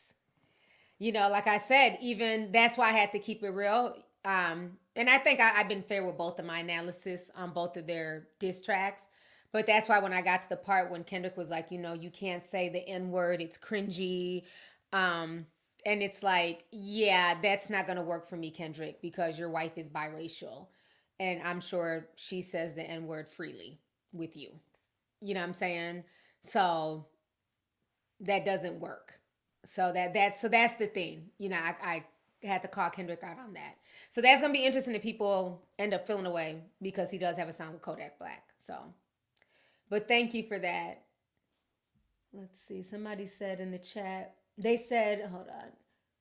This chat is flying. I'm trying to see what you wrote. Something about Kendrick. Let's see if I can find it. This chat is flying. I'm trying to like, it keeps, as I'm scrolling up, it keeps pulling it back down. I've always said Drake was corny and a weirdo. I could always tell. I never understood how people didn't see it. Yeah. I don't know. I didn't see it at first. He just seemed like a nice guy. And I think when he first came on the scene to me, especially being that he was working very close with Kanye. Remember Kanye directed The Best I Ever Had with all them big titty basketball women? I'm like, Kanye, you couldn't have did better than that. He was the director of that video. And that was such a dope song. Like, I love that song. But the video was just trash. But he low-key kind of reminded me of when Kanye came into the industry, right? Kanye being from the south side of Chicago. And he wasn't talking about drilling and killing. He wasn't talking about guns and, you know, shooting other black men. Like, he was really on some conscious stuff. Kanye was just so different. He was such a breath of fresh air. You know what I'm saying? Like, you could play a Kanye West album with your kids and it was okay. And so that's kind of like the vibe for me, like when Drake first came out. You know what I mean? So I think that's how he kind of got people hooked in. Like, okay, cool, he's rapping. He's talking about his life, you know, him being biracial, never really being able to fit in. But he really loves this thing called hip hop. He's a singer. He was an actor. You know, so it's just about giving him a chance. And also around that time, I don't know if y'all remember this, but I'm a huge Dolla fan. I remember talking about this years ago. When Drake also came out, the rapper Dolla was out too. And Dolla was low-key supposed to be the next one up. Dolla was from ATL. He was mixed. He had braids. And he could rap his ass off. He did the song with T-Pain. Got him looking like, who the fuck is that? Right, left, right. That song. Who the fuck is that? But he had a bunch of songs. Like, I mean, I love Dolla's music. I was living in Charlotte at the time, so who remembers Dolla? Y'all remember Dolla, or am I just talking to myself? Nobody remembers Dolla? Yeah, Dolla. Okay, thank you. Loner, because thank you. Dolla could rap his ass off. I was a huge fan of Dolla because when he died, I was like crying. I was in tears. Remember, I made a video about it years ago when he got killed at the Beverly Center. And so remember back then, Dolla was really supposed to be next. It wasn't supposed to be Drake. Because Drake was like more like the soft guy. He kind of sang and, you know, rapped. You know, people didn't really know what box to put Drake in. But Dolla was hard. Dolla was also, he was in a group back in the day with Scrap De Leon from Love and Hip Hop. That's Dolla's cousin. So they've been rapping since they were shorties. So Dolla was really supposed to be the next one up from ATL. And at that time, T.I. was like really mentoring him and working with him and stuff like that. And, okay, I'm glad. No, not Ty Dolla Sign. Somebody said Ty Dolla Sign. Bree, stop. It's always some little kid. Go to bed. Talking about some damn Ty Dolla Sign? No, this was before Ty Dolla Sign. You was probably a baby. I'm gonna get it to you. You was probably young, because my oldest was probably like in kindergarten at the time. So yeah, you were probably really young. But no, yeah, Dolla was fine. Yes, Dolla was cute. Thank you to everybody who remembers. Let me show y'all who Dolla was. Y'all, we're not gonna do that. Let me go ahead. Let me bring the kids back down memory lane, because y'all talking about damn Ty Dolla Sign. Let me bring y'all back down memory lane here. We're gonna pull up Dolla. This is Dolla, y'all. With his cute self. He was supposed to be next up, but then he got killed. This is Dolla, the rapper Dolla. Okay? Oh my gosh, he had some classics. What was my one song that I loved? He had Who the Fuck Is That? Oh, he got an Instagram page? Hold up. I'm gonna pull this up real quick. Oh no, that's some girl group named Dolla. Okay. There was, let me see. There was a song that he had that I loved. I haven't listened to it in a long time though. Everything is coming up, Ty Dolla Sign. I'm going to look up this song and see if I can find it. But yeah, that's Dolla. I was trying to find it. Matter of fact, let me see if I can find a better picture, a more close-up. Okay, let me show y'all this. Not us up at 2:24 in the morning talking about Dolla, honey, like it's the summer of 2006. But that was Dolla. Dolla's ass was fine. He was from the ATL. I was a huge Dolla fan. He was supposed to be up next. And I still remember, because I was following Dolla at the time and I was following Drake. And I remember Drake was on Twitter at the time and he was like, oh, rest in peace, Dolla. I loved your music. This was years ago. And then once Dolla died, all of a sudden, Drake's Best You Ever Had just started blowing up and everything was about Drake. And I remember a lot of us were kind of whispering like, Illuminati sacrifice. Because that's when everybody was talking about the Illuminati and stuff back then. We were like, was Dolla's Drake's sacrifice? Because everything was about Dolla first, and then he got killed, and then everything switched to Drake. So, But, yeah, I love me some Dolla. Now I want to go back and play his music, child. I'm trying to think of that. It was a song that I used to love from Dolla. Why can I not think of that? Oh, my gosh. 300 on the cash. Y'all shit rented. I dropped cash. I got to think of that song. Hold up. 300 on the dash. Some of this and some of that. Give her a smack up on the ass. Then I look at her and laugh. Ha, ha, ha, ha, ha. That's not up for the discussion. Oh, my gosh. Like, you know, like the songs are playing, like the lyrics are playing in my head. But I cannot think of the song. I got to... Now that it's stuck in my head, I got to pull up the song because it's like literally stuck in my head. Hold on. See if I can pull up these lyrics that are in my head and see if I can match it. Damn, everything is coming up Ty Dolla Sign. It's almost like Dolla didn't even exist. Like, what the hell?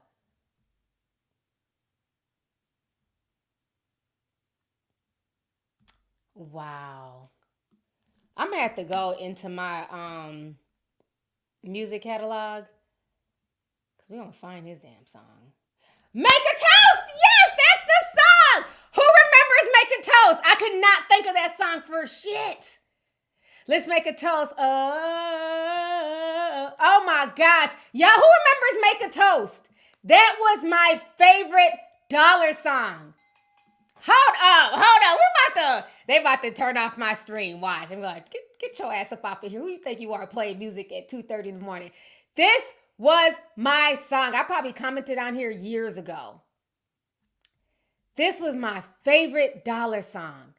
Put a teacup if y'all remember this song, Let's Make a Toast. Do y'all remember this song? Or am I just the only lunatic up at 2:27 in the morning talking about this shit? Okay, Shayla says she remembers this song. Okay, good. This was my jam. This came out 14 years ago. Damn, time be flying.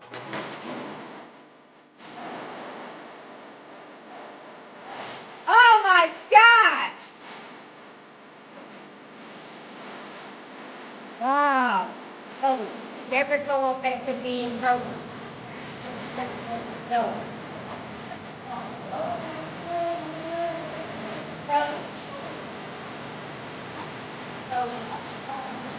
Down low.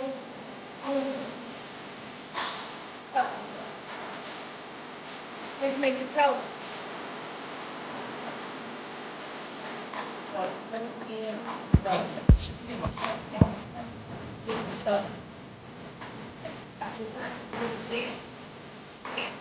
Don't bring apartments. What? Said, oh my God.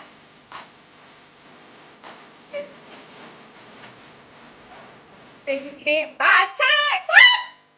Oh my gosh. Okay, let me stop. I can't give y'all no more. I cannot give y'all no more. Oh my gosh. I have not heard that song in like 10 years. Oh my gosh. That song went so hard. Rest in peace, Dolla. So that was who was supposed to be next. And then he got murdered at the Beverly Center. Who was the dude that killed him? He got off though, because it was self-defense. Because, you know, Dolla and them, they was on some gangbang shit. So dude got off, but he was supposed to be where Drake, it was supposed to be him and then Drake. And then once he got killed, Drake just blew up. I'm so glad y'all remember that. Somebody said they were 9. Yeah, that's what I figured when y'all kept saying Ty Dolla, I'm like, I had to remember some of y'all were babies back then. So y'all probably don't even know or remember. That song is 14 years old. Because I thought about it like, my kid was really young. So a lot of y'all were probably really young and don't even know that song. But yes, that was the early 2000s. Shout out to everybody 35 and over who still remembers Dolla. Yes. And matter of fact, when I was in Atlanta last year, I ran into Scrap's brother, because he got that twerk chicken spot. He's like, you should come up there. Come up there and get some free chicken. I'm like, I don't eat chicken, but I'll come up there and support. You know, he got that little twerk chicken spot. But I don't even think Scrap raps anymore. But yeah, Dolla was cold. Dolla was cold.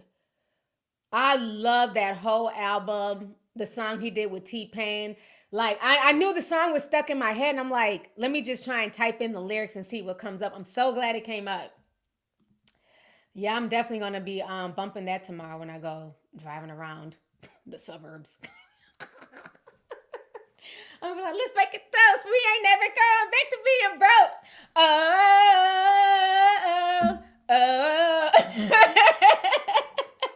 Yes, twerk chicken is his spot. You get to eat chicken and the girls twerk while you eat. I don't want nobody shaking their ass near my food. So absolutely not.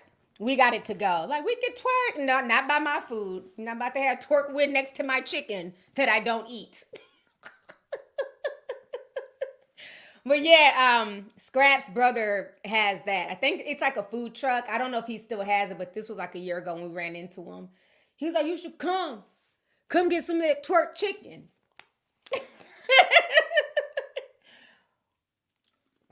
But yeah, man.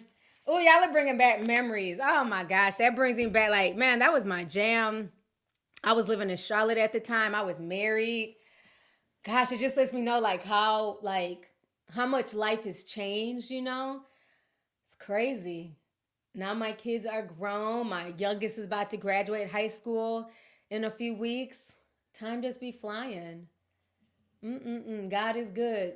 Because, you know, that young man died years ago. So God is good. Definitely happy to still be here. Man, oh man. What do you say? He said, when are you going to post another tea time true crime? I am going to post, because you done asked like 50 times. I have the script all written out. I just haven't shot it. I don't know why. And now I'm redoing The Office. So I think once The Office is finally how I want it done, I will. So I will. I do want to do another true crime tea time, because it's been a whole year. And I'm like, dang, why have I not done one? Because I've had the script for months. I just took a break from it. But I will. Let's see here. Somebody says the guy who offed him was Aubrey Berry. Coincidence. Oh my gosh, Lika Aaliyah, that was.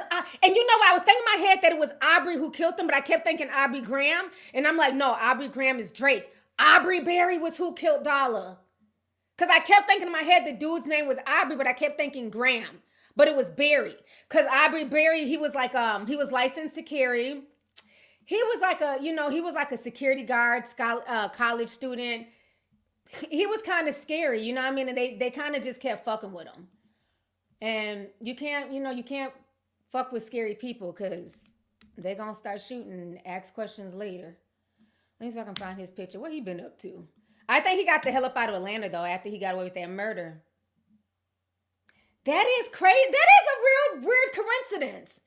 Aubrey Berry, let me show y'all who Aubrey Berry is. This is who killed Dolla. I don't even know how the hell we got on this topic, to be honest with you. I'm like, what? We talking about some shit from 2006. This is Aubrey Berry. He was on trial for the murder of Dolla, and he was acquitted. It ended up being self-defense.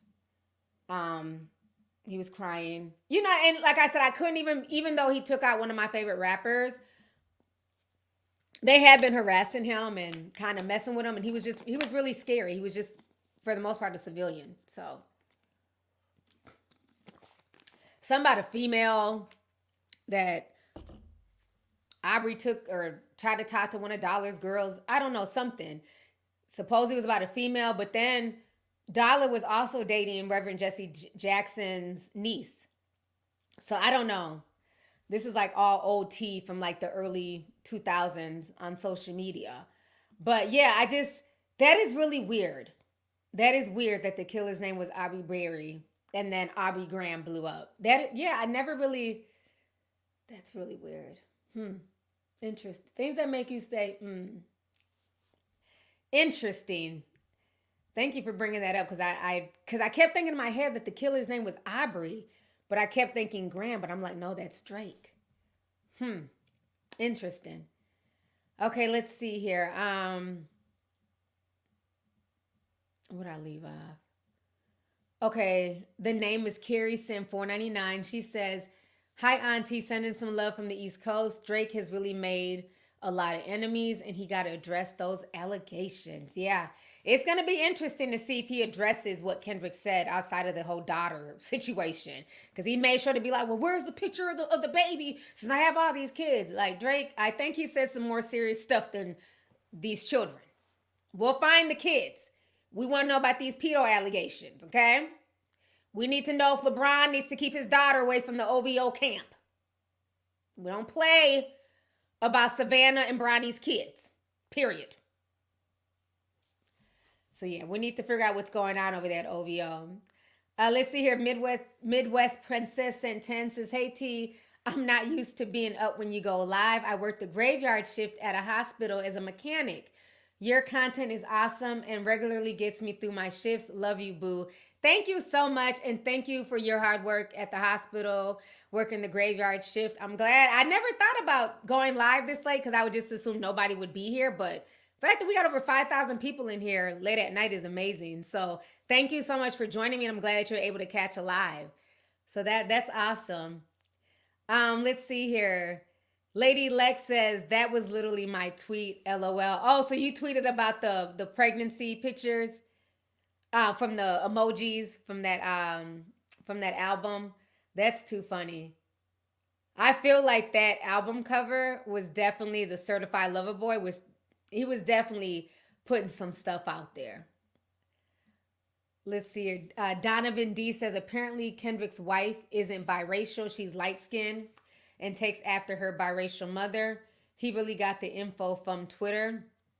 I had said that yesterday in my stream that she has a biracial parent. So I guess like her mom is mixed and then the daddy's light skinned, so she still looks mixed. But the point is, she's still not full black. You know what I'm saying? So that's kind of like the point that Drake is making, is that regardless, she's not full black. And you know, people go off of what you phenotypically look like. Like, let's keep that real. Phenotypically, she looks biracial. Nobody is going to look at her phenotypically and be like, oh, she looks like she's mixed with something, right? And a lot of times people look at people phenotypically how they look. Just like with Amanda Seales, she keeps getting mad that people keep calling her mixed and multiracial. But phenotypically, she does look like she has something in her. She looks mixed. Phenotypically, she just does. You know what I mean? Just like with J. Cole. J. Cole is biracial, but phenotypically, he looks like a light-skinned black man because he has more black features, his hair's kinkier. So people kind of treat you based off of how you look, just like with Logic. Logic is also mixed, but phenotypically, he looks more like a white man. So people treat him more like a white boy.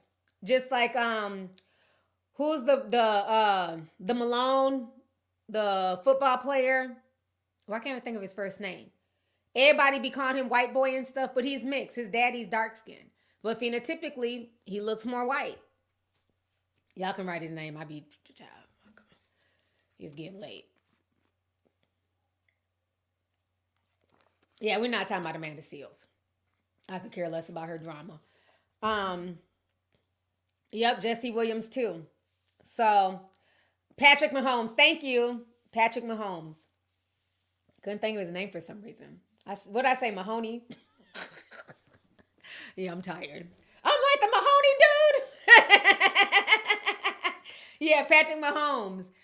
So, Kendrick knows damn well his wife, people look at her, they see a mixed woman. So that's basically what Drake is saying.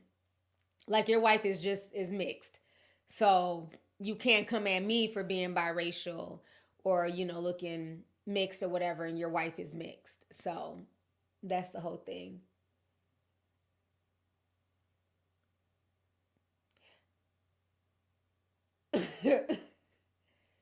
To a lot of people, she does look mixed. If she didn't look mixed, she wouldn't have to keep trying to prove her blackness and show pictures of her parents and say, I have 2 black parents.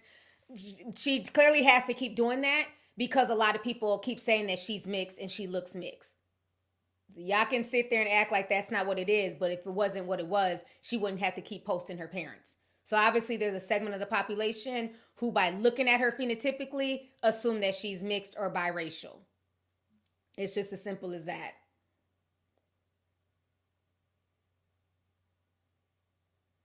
Yeah, Lotto too. Doja Cat, Mariah Carey.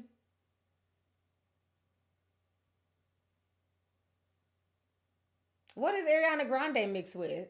Somebody gonna say Ariana Grande too. Ain't she Mexican? Or Italian? I don't know what she is. What's she mixed with? Ariana Grande don't have no black in her. What y'all talking about Ariana? Somebody gonna say Ariana Grande too. What is she mixed with? I need an explanation. She's Italian or something? Like, she's just a white girl. She's Italian, right? Or Latina? I don't know. Well, Grande, she's just Italian? Why y'all say Ariana Grande too? Just because she was fucking on Big Sean don't make her mixed. Okay. That's what I thought. Like, hold on. I ain't never heard nobody say that she was mixed. She's Mexican and Italian? I can see that. I can see that.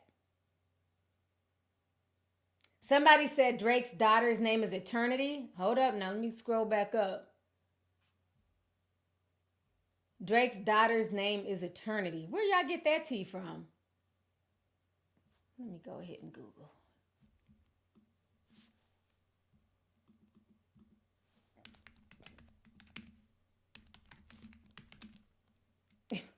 I just put in Drake's daughter and it says name. People are not playing. Let's see, for Davis Eternity.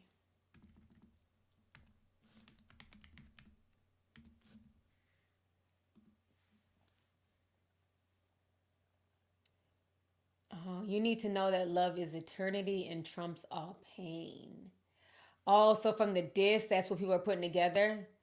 That her name is Eternity. Huh.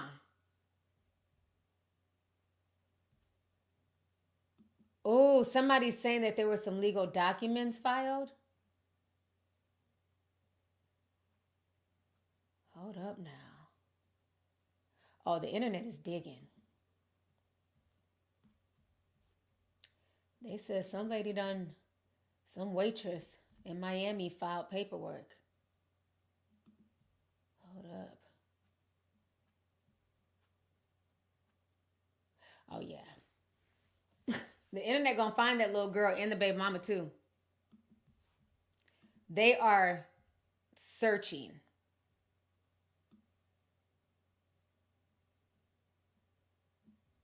They're saying a Miami waitress has filed legal documents notifying the rapper that he has agreed to a paternity test. Allegedly.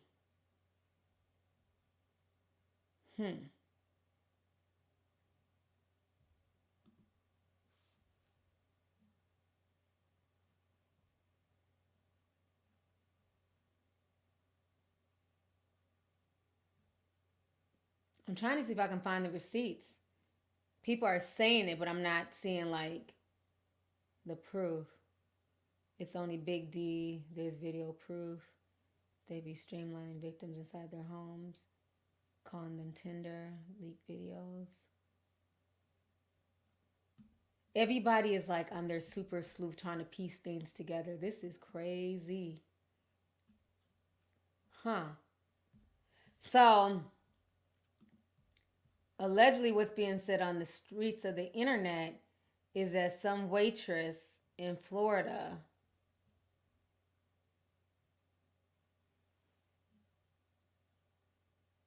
okay, that's Future. Now Future popping up. I'm looking for Drake shit. All you're seeing is Future popping up with his paternity drama. So yeah, something's definitely going on. Something is going on. They're going to end up finding out who Drake's baby mama and child is. They really are. Let's see here. Adores Aaliyah since 94 says, this is the rap I grew up into adulthood on. I'm here for it. Kendrick even picked at Drake's Memphis associations on the track. I'm late, I know. Hey sis, I know we're up here just at 2 o'clock in the morning talking about this that has the internet shook. Oh, somebody said look at the link. Oh, what link? I'm trying to see. Let me see if I can. If you can repost the link, repost it. Because this chat is kind of flying. So I'm not seeing the link. Okay, I'm going to read the rest of these super chats. I know it's getting late. Michelle Santen says, on the last Euphoria disc breakdown, you said K-Dot held back and you felt like he didn't say all he wanted to say, firing warning shots. Yes, I did say that. Yeah, I felt like that was a warning. And even when he did this new one, 616, I felt like that glove on the cover was also a warning too.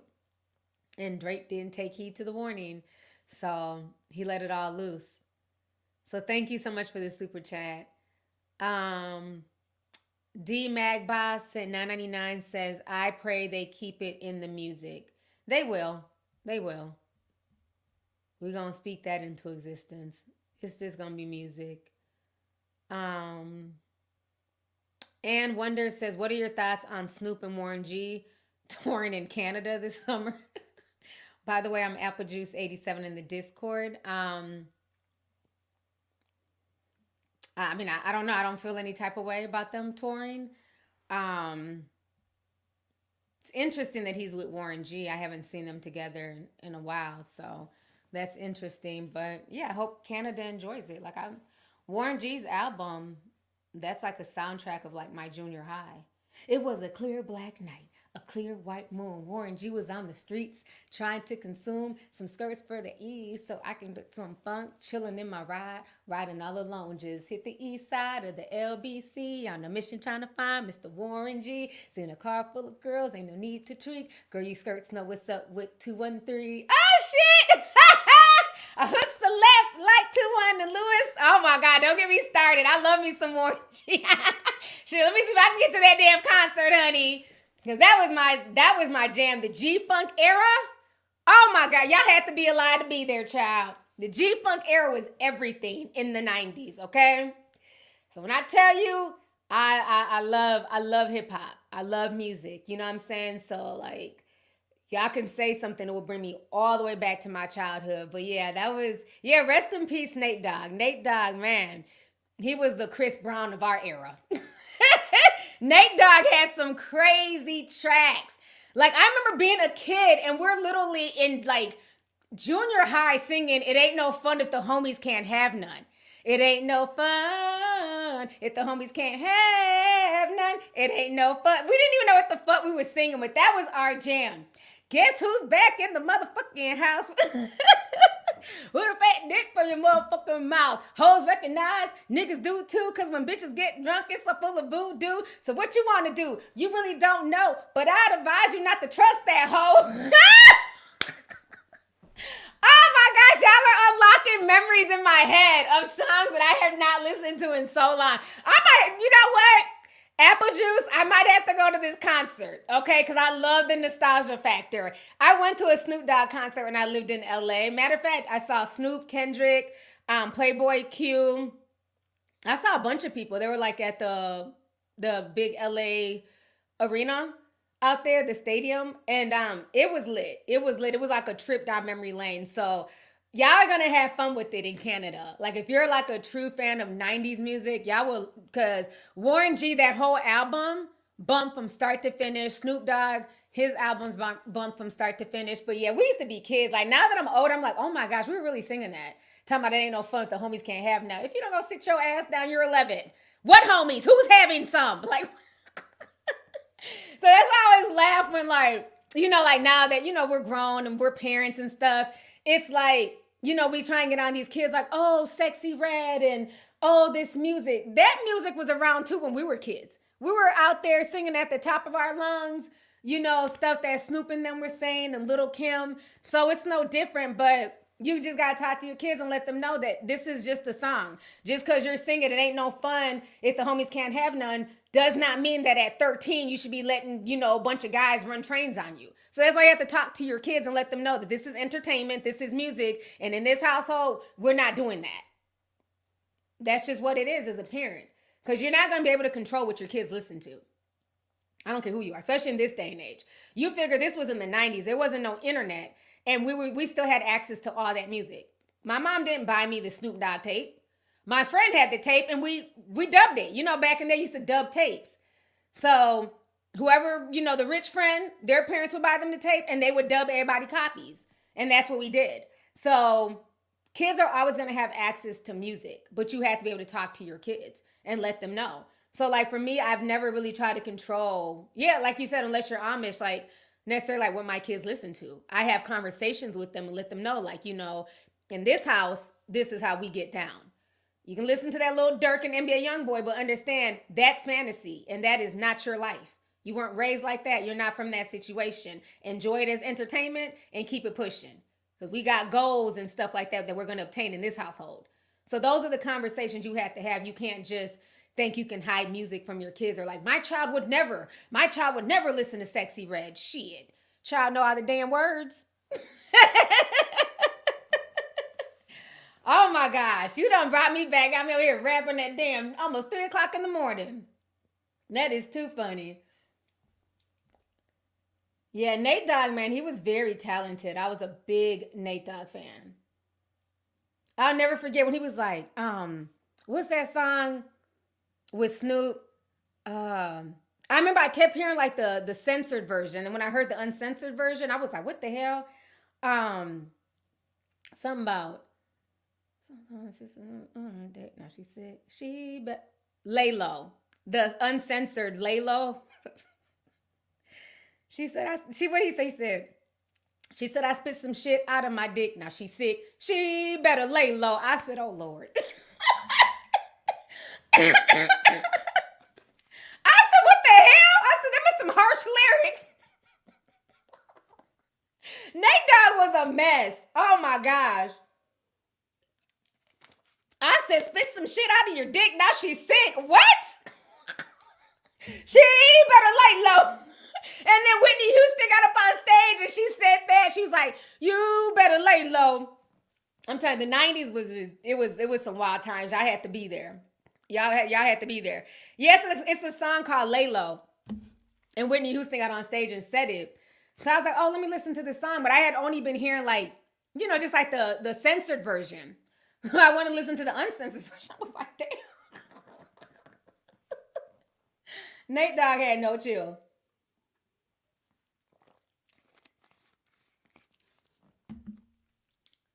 Look, Nia said, I've never heard that song. Yeah. It's the uncensored version. It's so crazy. She said, yeah, it was just like, she said, I spit some shit out of my dick. Now she sick. She better lay low. I said, so you done birthed this girl and she gotta lay low? Fuck out of here. I'm like, this is crazy. Yes, the 90s, you can say anything. I mean, you can say a lot of shit now too, but people weren't as sensitive back then. They weren't as sensitive. But yeah, a lot of good music back then. So that's how I feel like with this whole situation with Kendrick and Drake. I think that's why a lot of like grown folks are up tonight at 3 a.m. because it's almost like it's taking us back in time to like a time and space, you know, like where it was really about the music and you really had to have talent. You had to have bars. That's why a lot of people really loved even like Chris Brown when he went at Quavo. Like people were so shocked and oh my God, that was so harsh. But that's music that we grew up on. That was not harsh. If you listen to like Snoop and Tupac and, you know, the music that was out back then, it was not harsh, you know, and he didn't tell any lies. So yeah.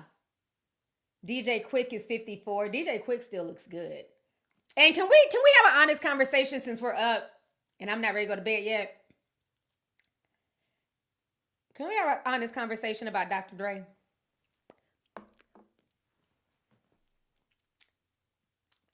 Can we start giving people like DJ Quick and people who really produced the music their full credit? I'm surprised DJ Quick ain't tried to whoop Dr. Dre ass a few times. I'm surprised Daz ain't tried to whoop Dr. Dre ass. Because we keep saying that Dr. Dre is like this best producer and oh my God, and Dre and Dre and Dre. But do y'all realize Dre was not doing anything in the studio? For the most part. Even Tupac said that. Tupac was blasting him when I was a kid. I had to go back and I was listening to the audio the other day while I'm doing this Diddy deep dive because it keeps bringing me back down memory lane. And if you remember one of the last interviews that Tupac did with Sway, he was saying like, how the fuck have I dropped 3 albums? I've been dropping albums. I've been dropping all this music and it's taken this dude, Dre, years to make one album. He was blasting. He's like, he's not doing no work. It's all of us in the studio doing all the work. And people thought Tupac was just being a hothead. But now you fast forward 20-something years later, everybody's been coming out against Dre. But they don't want to talk about it because they don't want to ruin his image and his reputation. But a lot of the best music that we were listening to from that era was produced by like Daz and Daz, DJ Quick, and there's another guy, I can't think of his name. But there's a lot of other West Coast people that were in those studios making those beats, and they did not get their credit. Y'all not ready for that conversation. Yes, somebody said Dre is the black DJ Khaled.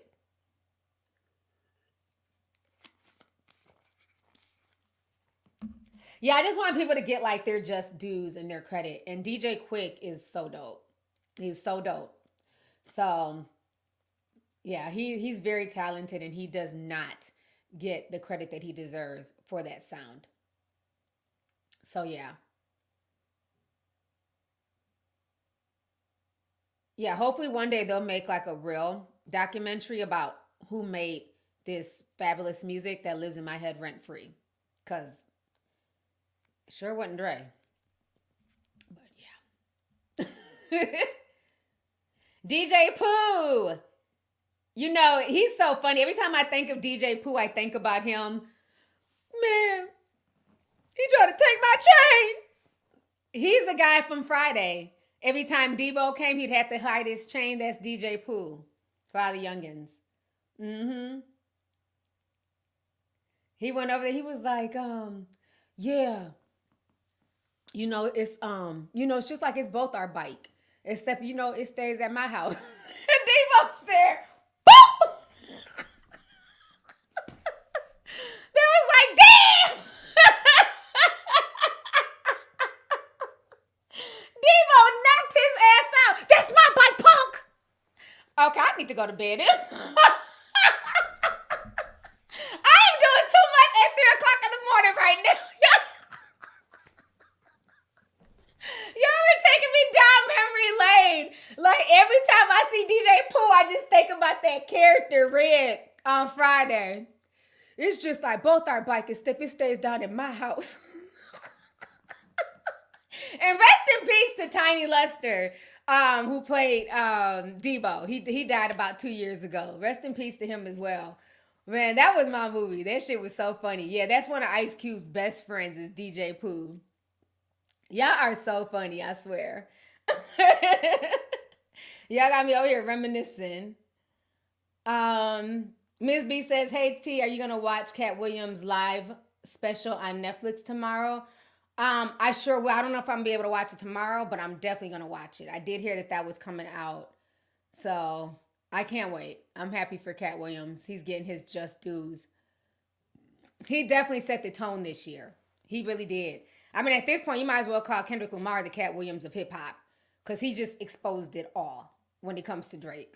So Kendrick is the Cat Williams of hip hop. I just find that so funny. Let's see here. Kira says, can we talk about how it is 5 a.m. Eastern Standard Time and T is on her grind? That is dedication. I know, like, I'm shook that I'm up right now and I have so much energy. So I'm just glad I'm up and I'm able to entertain y'all. So thank you for coming through, Kira. Lola Marie sent $13.99 says, I knew you was gonna be up. I'm from Toronto, Canada. And at first I thought Kendrick had the title until the last few bars of Family Matters. Lola, did you hear Meet the Grams? I think you're still thinking about 616. Kendrick dropped another one after Family Matters. Kendrick 8. I know you want to support Drake because you're in Toronto, but you got to go listen to Family Matters. I mean, not Family Matters, excuse me, Meet the Grams by Kendrick. If you haven't heard it yet, please go listen to it. I did a reaction video, matter of fact, so check it out when you get a chance. But yeah, I did, like I said, I do like Family Matters, but if I had to choose between the two, Kendrick, he killed it. He did. He killed Aubrey. Aubrey tried, though. He did try. V Green sent $9.99, says, somebody said this is the type of hip-hop beef I enjoy. Drake and Kendrick bringing the wife and kids into it. Take it straight to hell. They did. He said, Drake want to go low, I'm going to go to hell. They really did. And like I said, it's funny because this is why a lot of us are so invested. Because everybody's like, why do you care? This is whack. We've been invested literally since 2012. Like ever since the whole Controverse situation. And Drake like being like, well, you know, those are harsh words. Like that lives in my head rent free. Because Drake was so pressed and bothered. And meanwhile, everybody else was a good sport. They didn't care. So, Somebody says, look up Drake exposed on X. Hold up now. Oh.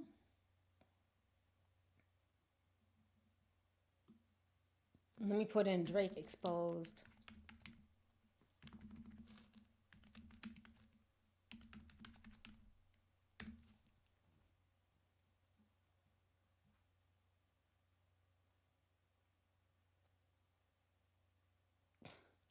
They still posting these memes. Oh, okay, hold on. Somebody talking about Drake's Tinder? No.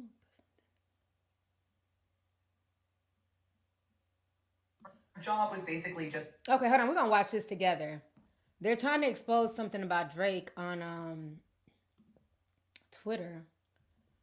We're going to watch this together. See what they're talking about. Okay. Job was basically just to text girls to invite to Drake's parties. Oh, sweetie, that's just the tip of the iceberg. Now, everything I'm about to tell you is 100% true, and this information came to me from one of the crew members on Drake's tour.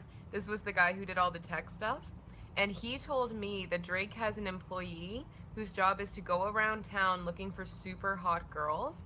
He finds the girls and then he interviews them, and out of all the girls he interviews, he picks the one that he thinks is the best. Then he drives her to Drake's place. Drake has sex with her, and then he drives her home. So basically, Drake has his own private Tinder. job was basically just to text.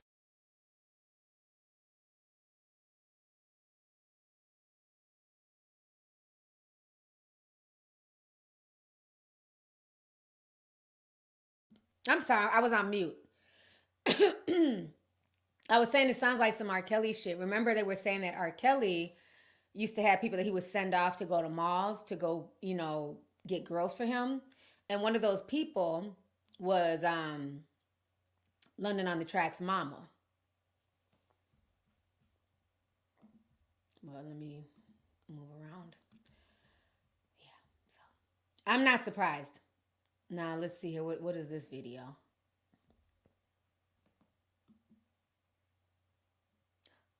Is that Drake with the baby?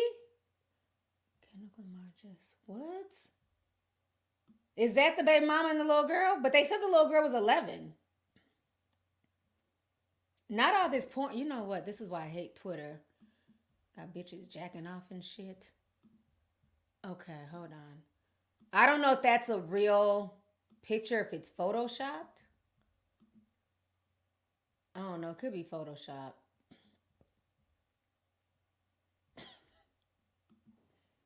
Y'all killing me with this. I am. Robert. I'm fighting. Bye, Robert. He's making all that damn noise, hooping and hollering. Okay. Kendrick just revealed. Okay, so what else are they exposing? I'm confused. The only thing I saw was that Tinder thing. Let's see. Let's go to the top. Pusha T would have exposed in the rap beef if Drake knew. When Pusha did this on Adidon, there was no potential victims involved. It just exposed Drake as a sleazeball, but sitting on information regarding a child pornography ring. So you can use his diss contest. So you can win a diss contest. This nigga is beyond corny. I hope you all know that. Oh, okay. So Drake fans are clapping back. They feel like Kendrick is corny for using a pedo ring as diss content. Let's see. Now Drake exposed him here. Oh. Kendrick tried using religion and sympathy to pull at all the heartstrings in an attempt to expose Drake, but it just exposed him as a fraud that he's always been. A truly righteous, deeply religious man is not going to sit and wait until Mad Day to expose. Hold on. Until Mad Day to expose known criminal activity against children, especially when he is a father of young children. Kendrick Lamar thinks of himself as a god, and he stated on record with no proof that he knew a man that he had been beefing with for over a decade was abusing children, but he stayed silent about it for years. Righteous, deeply religious, I think not. Okay, Harriet. She says she has something to say, honey.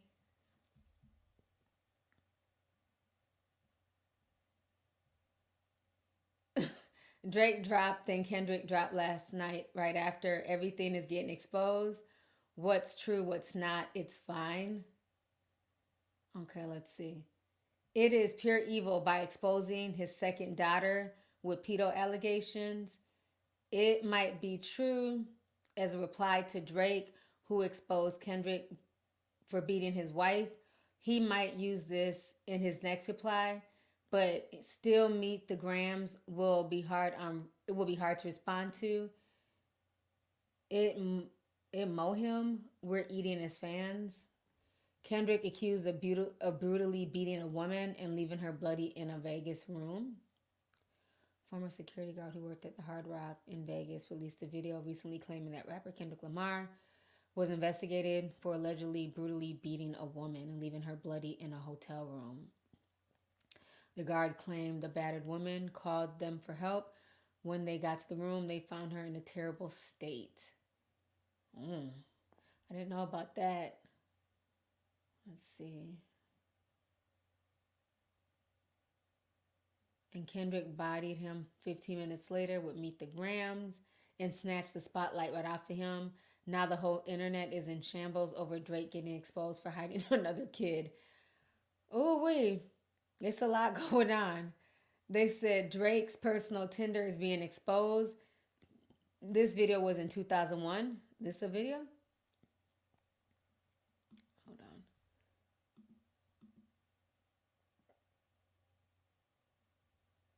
on. Oh, I thought they were saying something. So it looks like that was the T, was the Tinder thing. Because I'm not seeing anything else.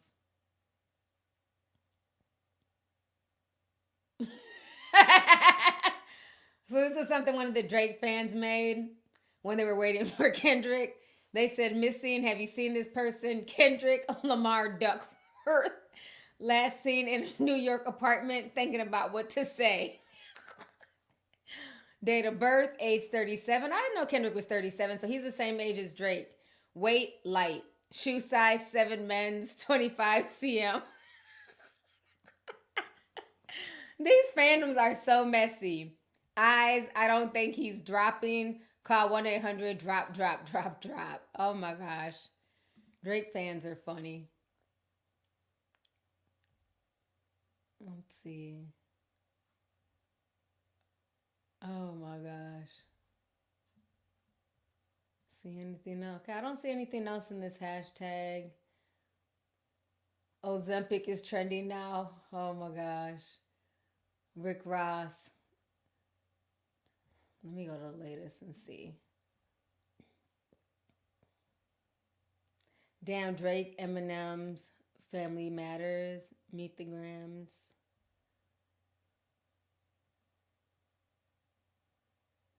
Clip from Kendrick Lamar, The Breakfast Club, where he addressed rumors of him allegedly beating a woman at the Hard Rock. Yeah. And they said they had evidence and all of this, and then I never heard anything about it again. Yeah, because it's foolishness. That's the most ignorant stuff I've ever heard made up. Okay, I can't play too much of the Breakfast Club clips because they'll take down the stream. So it looks like Kendrick addressed that a long time ago. Okay.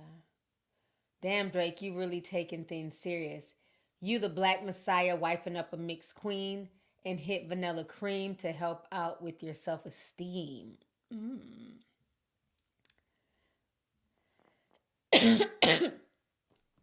That was a part of Drake's diss.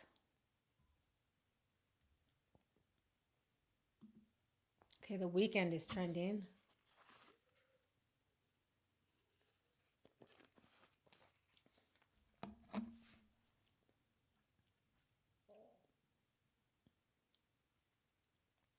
The Weeknd is currently in his house knowing that Kendrick snatched that Canadian bastard by his braids. Damn. Mother effers who listen to The Weeknd every day after getting randomly dissed by Drake. The hell is Shaquille O'Neal doing? Oh, God, to Kevin Hart? The hell? This is going to happen to your little ass. Oh, my God. What? Okay, I wasn't expecting to see that at 3 o'clock in the morning. Okay. That's enough Twitter for me. I don't know what the hell that was. What the hell was that about? What movie is that from? What in the BET special is going on with Shaq and Kevin Hart? That was crazy. I was not expecting to see that. Okay, let's see here. I'm reading these last few super chats here. Miss Marcy Samfi says Dolla and his crew jumped Aubrey in an ATL club a few weeks prior. Just happened to run into each other in LA. Yup.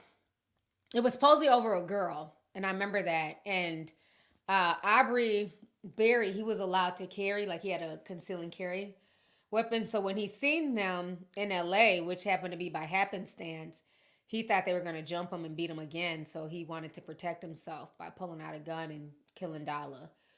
So yeah, that was crazy. That was a crazy set of circumstances. Let's see here. That Good Juju sent $4.99. Says, T, it's been a minute since I caught your live. I wanted to ask, why you don't eat chicken. My mom doesn't either. Um, I went like vegan years ago. Like probably like been like 12 years. So I was vegan for a while, and then it got to be too much. And this was before it was cool to be vegan. So you had to make a lot of your own foods. There were no vegan restaurants in the South. Well, in Charlotte, where I lived at the time. So then I just went to vegetarianism. So I was vegetarian for a long, long, long time. And now I'm pescatarian.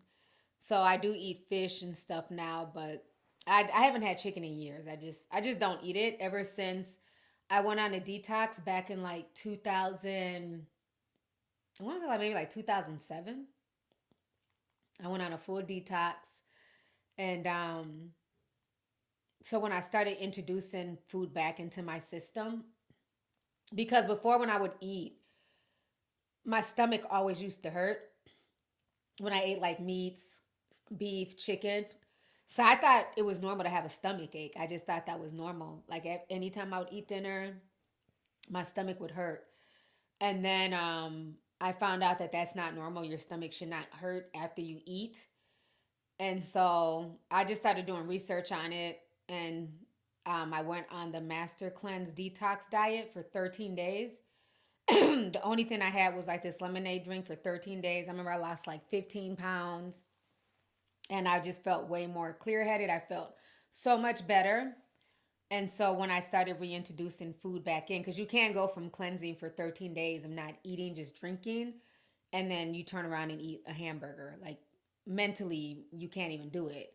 So once I did that, I just went vegan and then I went vegetarian. So I don't think it's any like particular thing.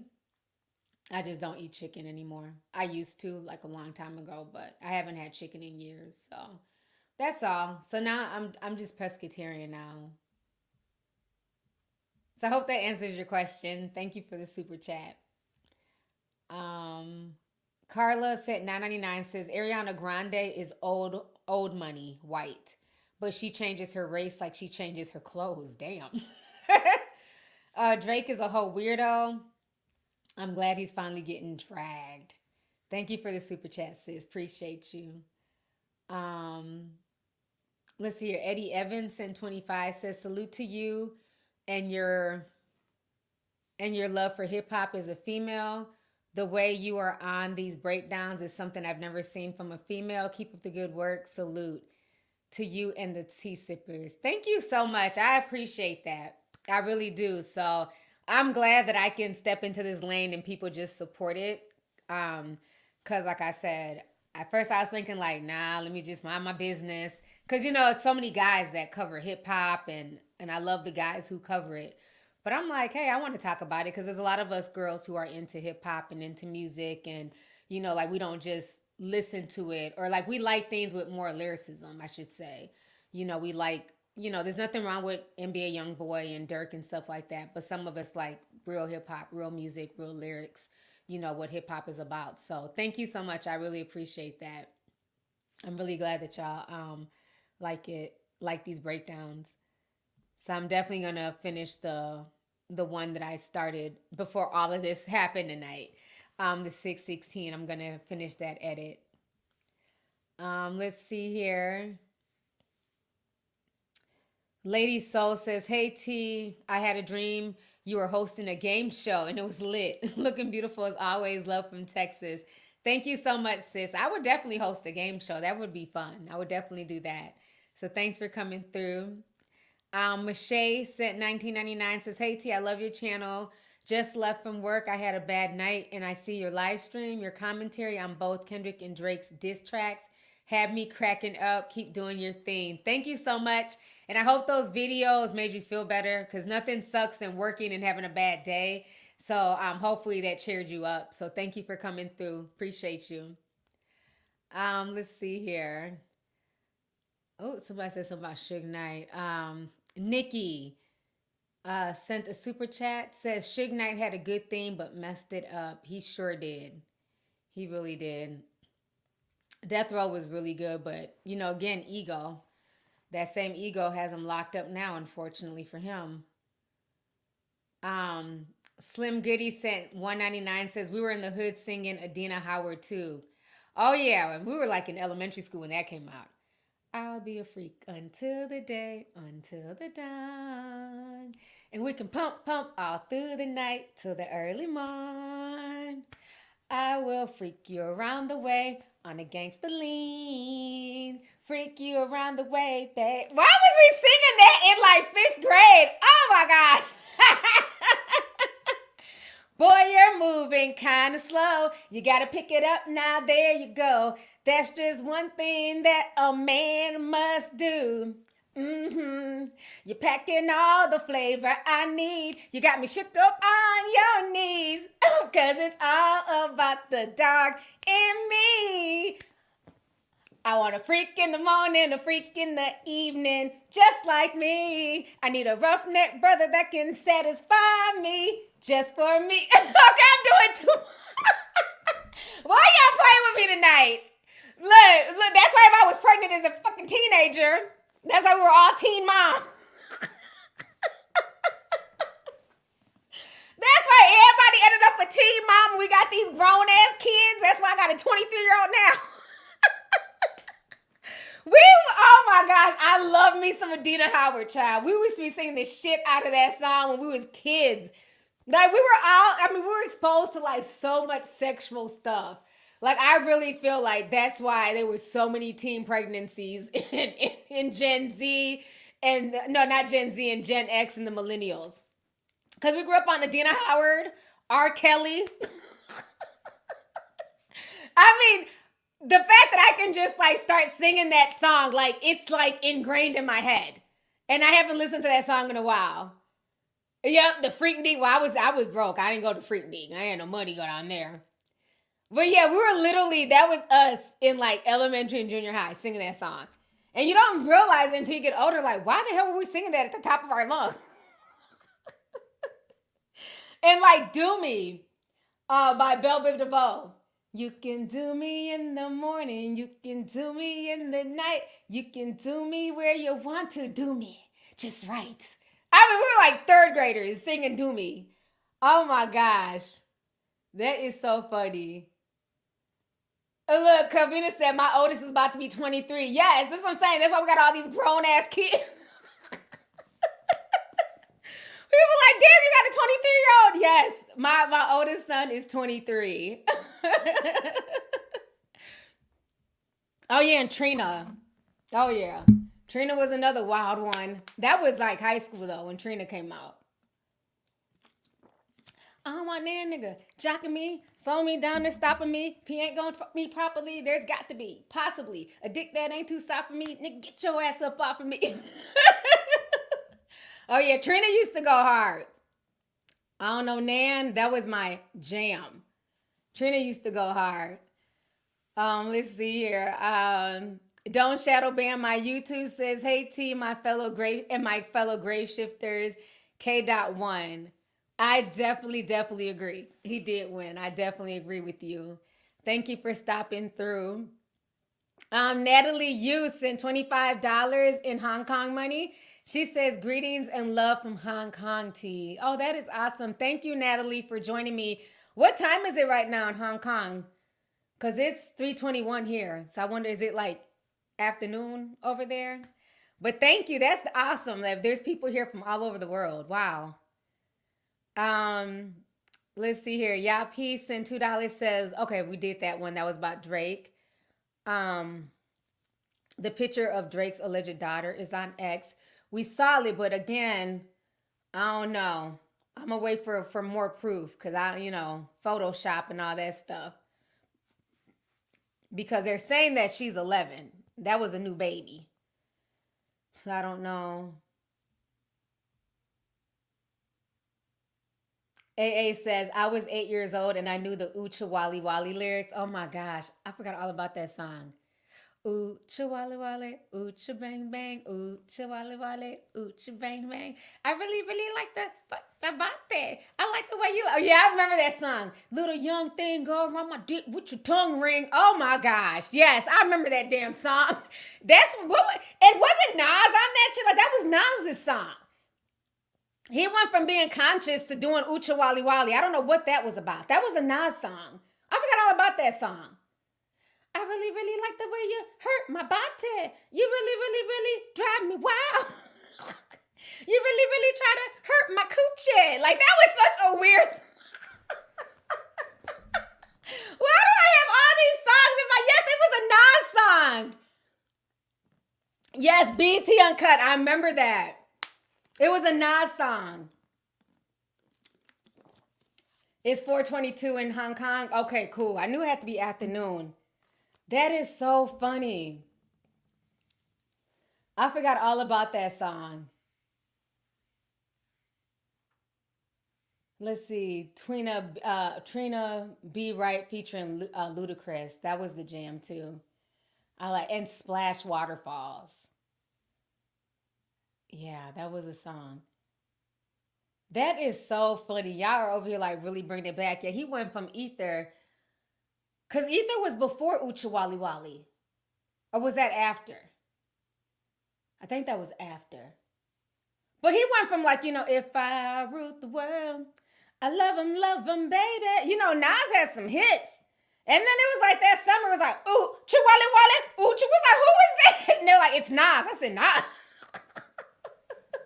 Nasty Nas for real. Exactly, T-Mac. That shit was funny. I remember Tip Drill. I never liked that song, though. I never liked the Tip Drill. That caused a lot of controversy back then. That caused a lot of controversy. But yeah, them was the days, child. Them was the days of good music. Good, crazy music. Diamond says, you look gorgeous. Did you know Kanye was starting his own porn site? I did hear about that. I think he's whack for that. Nothing against porn, but I just feel like at this point, again, the industry, like I keep saying, the money's not money. Everybody is struggling. The industry's going broke. And you can't sit here in one breath and scream that you're a Christian. He was blasting Kim at one point, like, oh, you need to be more modest. Look how you're dressing. We have daughters. He was always shaming Kim for how she was dressing and carrying herself, as if he didn't know how she got down before he met her. Before you got with her and got her pregnant and had 4 kids with her, she was always showing her ass. Hell, we saw her ass in a damn porn tape with Ray J. So the fact that, he went through all this to go get the porn tape back from Ray J and Whack 100, and he shamed Kim, for her antics, and now you want to have a porn site? I don't agree with it. And the issue with Kanye is he's so mad at God right now because of the situation that he's in. And he even said that in an interview. Like, when I was going through everything, when, with the beef that he had with the Jewish community, God wasn't there for me and this, and that. So I think now he's trying to like rebel. But like I said back then, I never bought the whole Christian shit, whatever it's called, that he was doing during the whole Donda thing, because he brought out Marilyn Manson. Marilyn Manson is a self-professed Satanist. And in my personal opinion, you can't serve 2 masters. I don't knock what people believe in or don't believe in. That's your business. But if I'm a Christian, I'm not coming with you to the Church of Satan. Like, no. You can go worship what you want to worship, but I'm not going to be there with you on Saturday whenever they go to church, to the Church of Satan. Like, it just didn't make sense. It's like if you're really doing Sunday service and it's about Christianity and you drop in this gospel album, why the next year you run around with Marilyn Manson? And now he's trying to do porn. Yeah, I'm not interested. I'm not interested at all in seeing it. So I don't know. It's too bad. I think at this point he's like using the lady that he's with. What's her name? Like Brittany Sensori, whatever her name is. I think he's just using her at this point as some type of weird muse. Like, it's like every time I see her and like they have like a picture up of her, it's always like, blink twice and let us know that you're okay. It's like she's just like a statue. She just follows behind them, barely puts on any clothes. I don't know. It's just a weird relationship. But yeah, I don't agree with him starting a porn site. Because again, he has a huge fan base. You know, people, hell, I love Kanye. I love Kanye's music. So you're basically trying to influence your fans, your young fans, to get into porn and be more desensitized to porn. And, you know, there's always an agenda behind this stuff. So I don't agree with it, but that's just my opinion. That's just my opinion. Let's see here. Bernice says, T, your lives are the highlight of my week. Thank you so much. I appreciate that. Tiana says, it's recent pictures. Search Drake's daughter. Okay. So y'all want me to search Drake's daughter on Twitter? All right, let's go ahead and search here. Drake's daughter. Let's see what comes up. Hold up. These are other people. Let's see. Okay, here goes some pictures. Some Redditor is claiming that this is Drake's daughter. I don't know how true this is, but we're going to look. We're going to check her out. Hold up. Okay, there we go. So...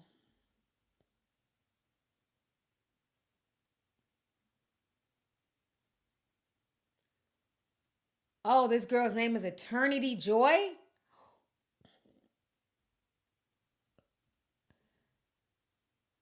She's about 11 years old, and the song that she's using is Drake's Fake Love.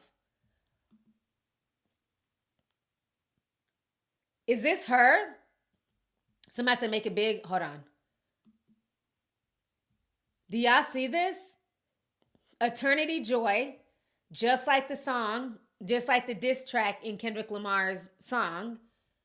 And then she has her dad's music. And she has her dad's shirt on. I didn't realize she's wearing an OVO shirt with Drake on there. And she's doing the little OVO Illuminati symbolism over the eye. I guess I'll just take over the world myself, throwing up the 6s at Drake merch shop, Hunter Boots. P.S. You were here. Hashtag fake love. Huh. Hold up. Eternity Joy. Guess what, everyone? Today I am a decade old, double digits. Thank you, Jesus, for 10 amazing years. This is not this little girl writing this. Who is taking over her? This is not how 10-year-olds write. So this is a parent maybe writing this for Drake or something, possibly. Huh.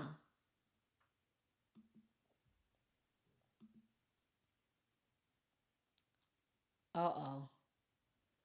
Eternity Joy.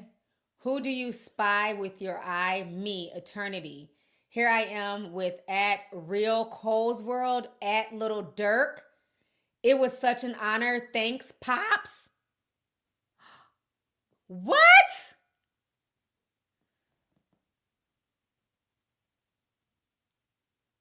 That's her. And J. Cole is friends with Drake. She's saying, thanks, Pops. Who would be her pops that could get her in a music video like this? We know Dirk got a shit ton of kids, but it ain't Dirk's kids. That is possibly, potentially Drake's daughter. Oh, wow. And this was written in October 11th of 2023. Oh, my gosh.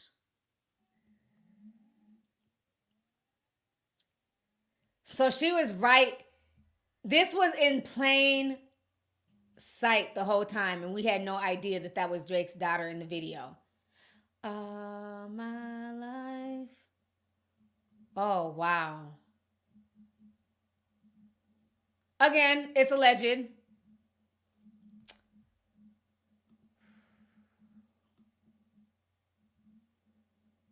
Huh. But this says a lot. And Kendrick said the name Eternity and said, what did he say? Something about eternity, something is still love. Let me see if I can find the lyrics. Hold on. We're going to pull up the lyrics real quick.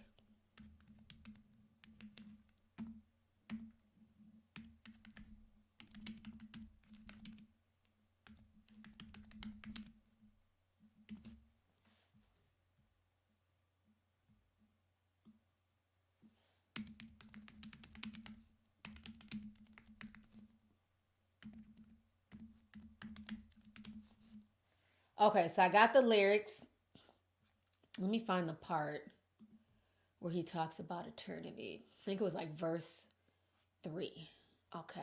Okay, verse 3. There, baby girl, I'm sorry that your father is not active inside your world. He couldn't commit too much, but his music. Yeah, that's for sure. He's a narcissist, misogynistic, living inside his songs. Try to destroy families rather than taking care of his own. Should have been teaching you the times tables or watching Frozen with you. Or at your 11th birthday singing poems with you. So he might have been at the 10th birthday that she was showing on that picture, but he wasn't at the 11th. Where's the part about her name?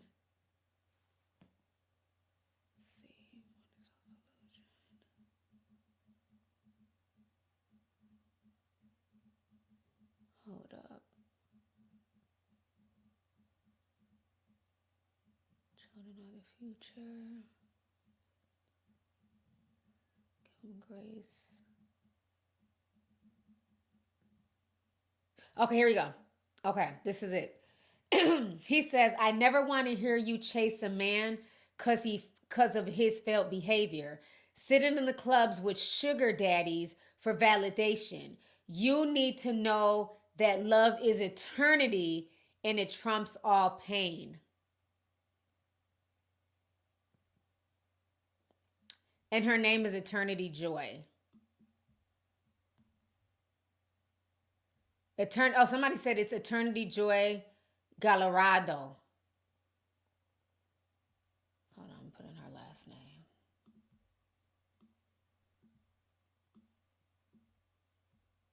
I don't know how you spell that. Oh, this thing is just going so fast. Yeah, I could tell her mom's Latina. She looks Hispanic.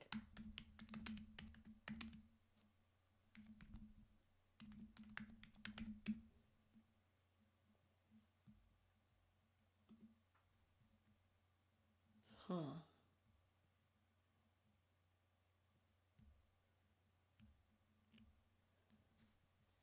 Okay, y'all. This, whew. And there, 5,000 people stayed in here the whole stream. I'm amazed. So, let's take a quick poll. Put a teacup if y'all feel like that little girl's eternity. If you guys feel like that is Drake's child, Reddit did their job and found her. And I knew that was going to happen. I'm like, oh, they're going to find her. We don't care about that. She's going to be found. We care about the pedo allegations. I think, with Kendrick's lyrics, I mean, this is embarrassing at this. This is the second child that's been outed via rap beef. Like, what the hell's going on with Drake? This is embarrassing at this point. So y'all think it's his daughter? Huh.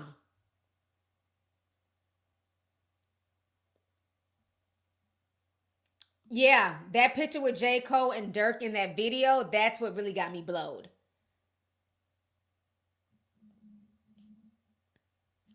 But again, it's all alleged, But it seems like it could be. It seems like it really could be.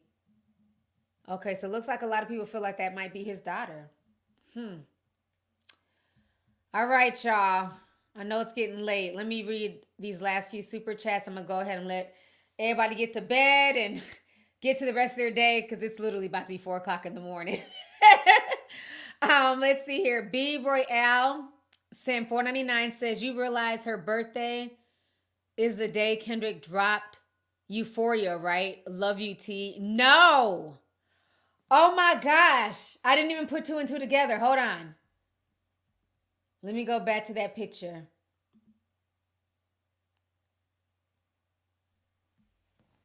Kendrick Lamar is diabolical. Y'all look at this. He is diabolical. Her birthday, let me blow it up. April 30th, 2023. He dropped Euphoria on April 30th, 2024. And Drake is allegedly missed her 11th birthday. He wasn't there. So the only way that Kendrick would know that is somebody from OVO, once again, pillow talking with Kendrick and saying, oh, Drake didn't even show up to her birthday party. Kendrick is diabolical. He misses nothing. Wow. Thank you so much, B Royal, for pointing that out, because I didn't even put two and two together. Wow. Yeah, he's definitely a GOAT. He's definitely a GOAT.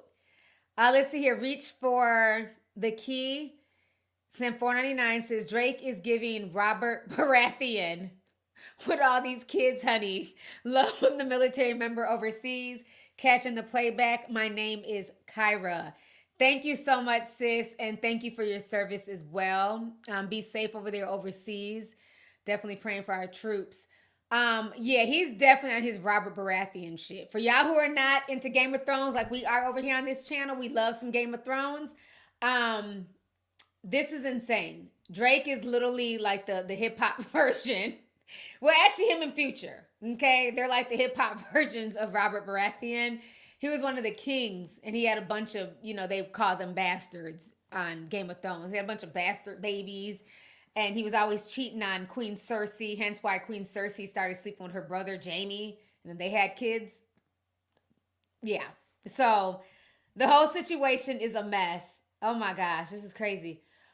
Saab says, did you hear Rick Ross's plane crashed? I heard somebody say that, but I thought it was just a joke. I didn't know that really happened. Hold on. Rick Ross. I didn't think it was real. He blames Drake after his plane crashed. Rick Ross' plane crash landed in Dallas. Uh-oh.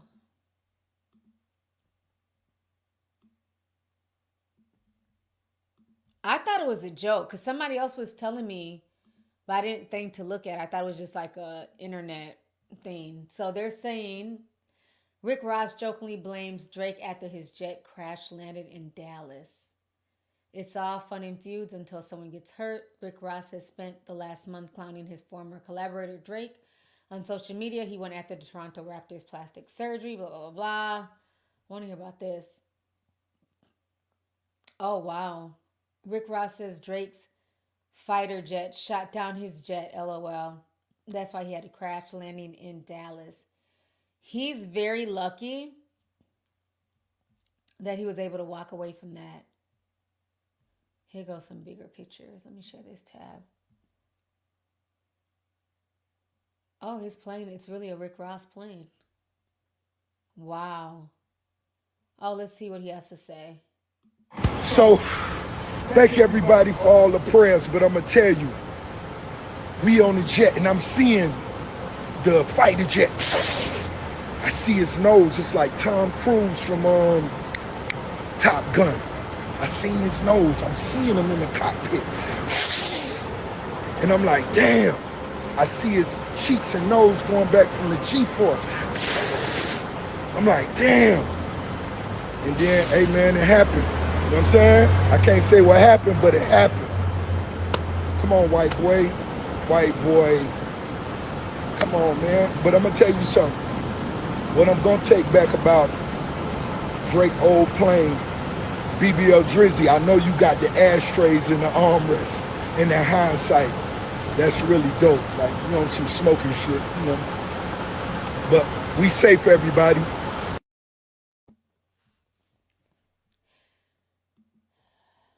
Okay, so let me get this right. Mr. Lemon Pepper Stepper 2.0 got into a plane crash, could have died. Let's not forget, it hasn't been too long since Kobe and his daughter Gia and the other people, rest in peace to them as well, they all died in a helicopter crash. Matter of fact, Gigi just would have celebrated her 18th birthday the other day. So instead of you getting out the plane and thanking God and trying to be more positive, you're sitting here trying to clown Drake. He's a weirdo.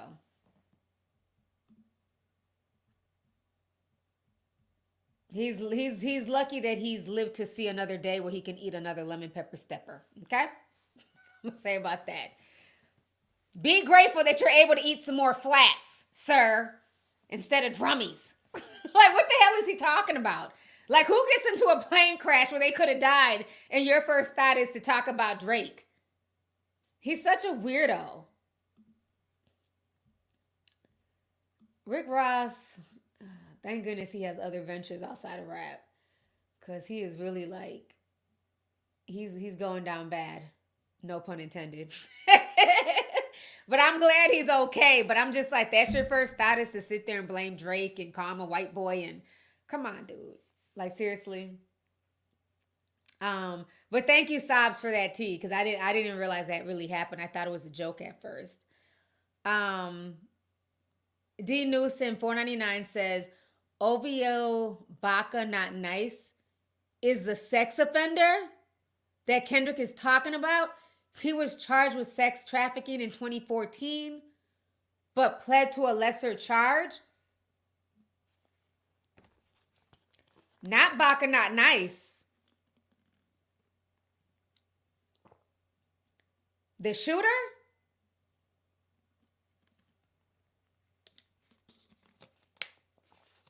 Dino got all the tea. I thought Baca Not Nice went to prison for shooting people. They always call him the shooter. So he went to prison for sex trafficking, but pled to a lesser charge. Let's go ahead and Google this. Y'all are, we up tonight. It is 3:44 and we are on our investigative shit. We done found Drake's daughter. We done found one of the alleged sex offenders. Baca Not Nice. Sex trafficking.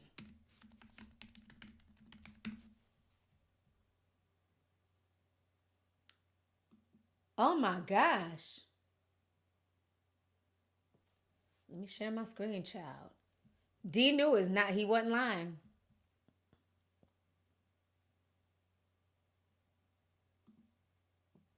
Hold on. I put in Baca Not Nice sex trafficking. It comes up. He was arrested for human trafficking and assault. While it's difficult to obtain concrete details about the case, Baca was initially accused of allegedly forcing a 22-year-old woman into prostitution, assaulting her, and uttering death threats. Hoo-wee. Huh.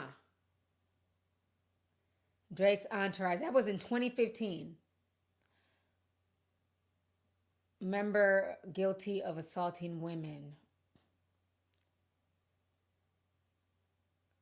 Member of Drake's entourage found guilty of assaulting women, was sentenced to 6 months in jail.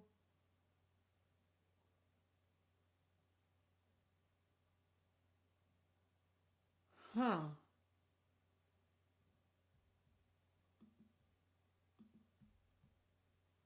Hold up.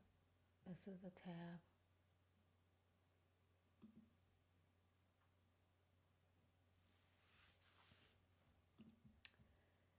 Child. On that note, I need to go to bed. Y'all are, whoo! I wasn't ready for that tea. I had no idea he was ever involved in sex trafficking.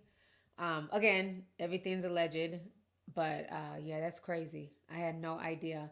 So thank you, Dinu, for that tea.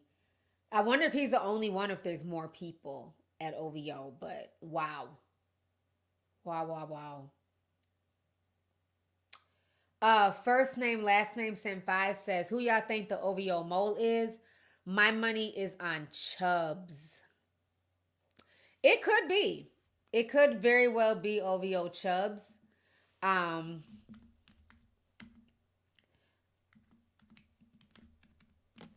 But I also think, let me see if it comes up. Capo Chubbs. This is Chubbs for y'all asking. Let me share my screen real quick. Let's go on Chubb's page and see what tea we can find. So this is OVO Chubbs here. See him here with Drake. Them not like we want like. Oh no. Why I read it in a sleepy accent? Why did I read that in a sleepy Jamaican accent? Child, it's past my bedtime. Oh my gosh. What Drake tell me? Okay. All right. It could be Chubbs, child. Maybe Chubbs is feeling away. He mad. He want a bigger paycheck. Shit, look, he living life. He's living lavish right here. Nice ass house. With the babies. Oh, that's dope. I like that. Naruto. Oh, that's a dope little setup. Oh. Okay. Why do you think it's Chubbs? Because he posts more pictures of Drake than his baby mama. Why do y'all think it's Chubbs? Somebody let me know. Why do y'all think it's Chubbs? I think it's 21. Shit. I want to say it's 21. Somebody said they think it's Sexy Red. Sexy Red ain't been along. She hasn't been around that long to be the mole. I think, 42. I think it's either 40 or 21. 40's known to pillow talk. Why do y'all think it's Chubbs? I'm curious to know.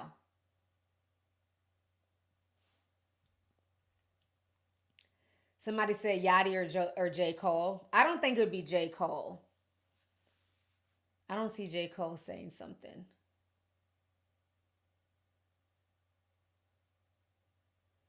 Okay, somebody said it was a rapper. It's a rapper he was supposed to sign. Look up the pics and you'll see who disappeared. Okay, you can't talk in hieroglyphics to us, ma'am. We need names. We need Instagram links. You talking about look up pictures and rappers. We need names. Okay? You see how he came in and was like, Baka so nice. Chubbs. You talking about some, look at all the pictures of all the OVO members. One just disappeared recently, though. We're not playing hide and go seek. It's 4:00 in the morning, ma'am. Either drop a name or go to bed. We're not doing that, okay? We want to know who is the mole. Y'all just playing guessing games. We're not doing that, ma'am. Somebody said it's one of his Somalian ops. It could be. Party next door? It could be. It could be. It's somebody. Somebody's telling it all. Yeah, she over here trying to drop clues and stuff. No, we need names, ma'am. Somebody said Adonis is the mole. Adonis is over there pillow talking with his mama, huh? Telling all the business at OVO. Oh my gosh. This has been such a fun stream, you guys. Like, how long I've been on here? I don't even know. I'm so tired. I don't even know what time is it. Oh God, I've been on here for almost 3 hours. It don't even feel like it. I was supposed to come on here for 30 minutes. Like, oh, let's just talk about this real quick. We've been on here for 3 hours. But we've done a lot in 3 hours. We broke down the back and forth. Went down memory. We talked about Dolla. I ain't talked about Dolla in years. That was fun. I rapped random songs. We talked about DJ Pooh and DJ Quick. We found Drake's alleged daughter. Found out some stuff about Baka not so nice, being not so nice. No pun intended. So yeah, I think we accomplished a lot in this past 3 hours. I'm tired as hell, y'all. It is 4:00. It's 3:51. It's about to be 4:00 in the morning. I'm tired. You know what? How do you pronounce his name? That mammakin? Sound like mammogram. Going out on a Tuesday. I don't never know how to pronounce his name. I can see him being a snitch. He comes off as very bitter. I remember he tried to come out the closet and nobody gave a fuck. He was like, what did he say? He said, he came out talking about, yeah, I'm gay. Everybody was like, yeah, in other words, water is wet. We've been suspected, sir. You didn't need to make an announcement. Yeah, I remember when he came out on Twitter and nobody cared? No one cared. Then he got mad that nobody cared. Yeah, it's time for me to go to bed. Remember, I said, in other words, water's wet. That's what I wrote on Instagram. He want to come out the closet 10 years later. Sir, we been peeped. Okay? Oh, man, this was fun. This was fun. Oh, it's called, okay, hold on. Somebody broke it down for me. Ma Cohen. Oh, okay. I'm like, that should look like mammogram. Ma Cohen. Okay, Ma Cohen. Okay. Thank you. I appreciate that. Oh, man. Somebody said Queen Naja. I don't think she's around Drake like that to be a mole. Well, I could be wrong, child. We'll find out. You know the internet. The internet is going to internet. They're going to decipher, break down all these context clues, you know, and everything that Kendrick Lamar was saying. And then, you know, you got the OVO fans. They're also going to break down a lot of the stuff that Drake was saying as well. So we will have all of this broke down and put together by this weekend. Actually, probably by later on this afternoon. You know, people up right now editing, trying to be first on YouTube. But yeah, I'm really surprised. I stayed up this late. I had a good time. I hope I entertained y'all. Lots of good conversations in the chat. Thank you, everybody, for the super chats. Thank y'all for being up with me. And I'm glad you guys enjoyed this. I'm glad you guys enjoyed my reaction videos. So, again, I'm here for this. I love this. I love hip-hop. But let's just, at the end of the day, keep it on wax. Keep it on wax. We want everybody to be safe. It's just music. Both of these men are fathers, you know what I'm saying? And supposedly one has a bunch of children, but regardless, they're fathers. So, we don't want it to go to the street. You know what I mean? We don't need nobody crashing out. So on that note, you guys, I'm going to go ahead and get to bed. So good night. Love you guys. Thank you guys for coming through. Talk to y'all later. Enjoy this outro song.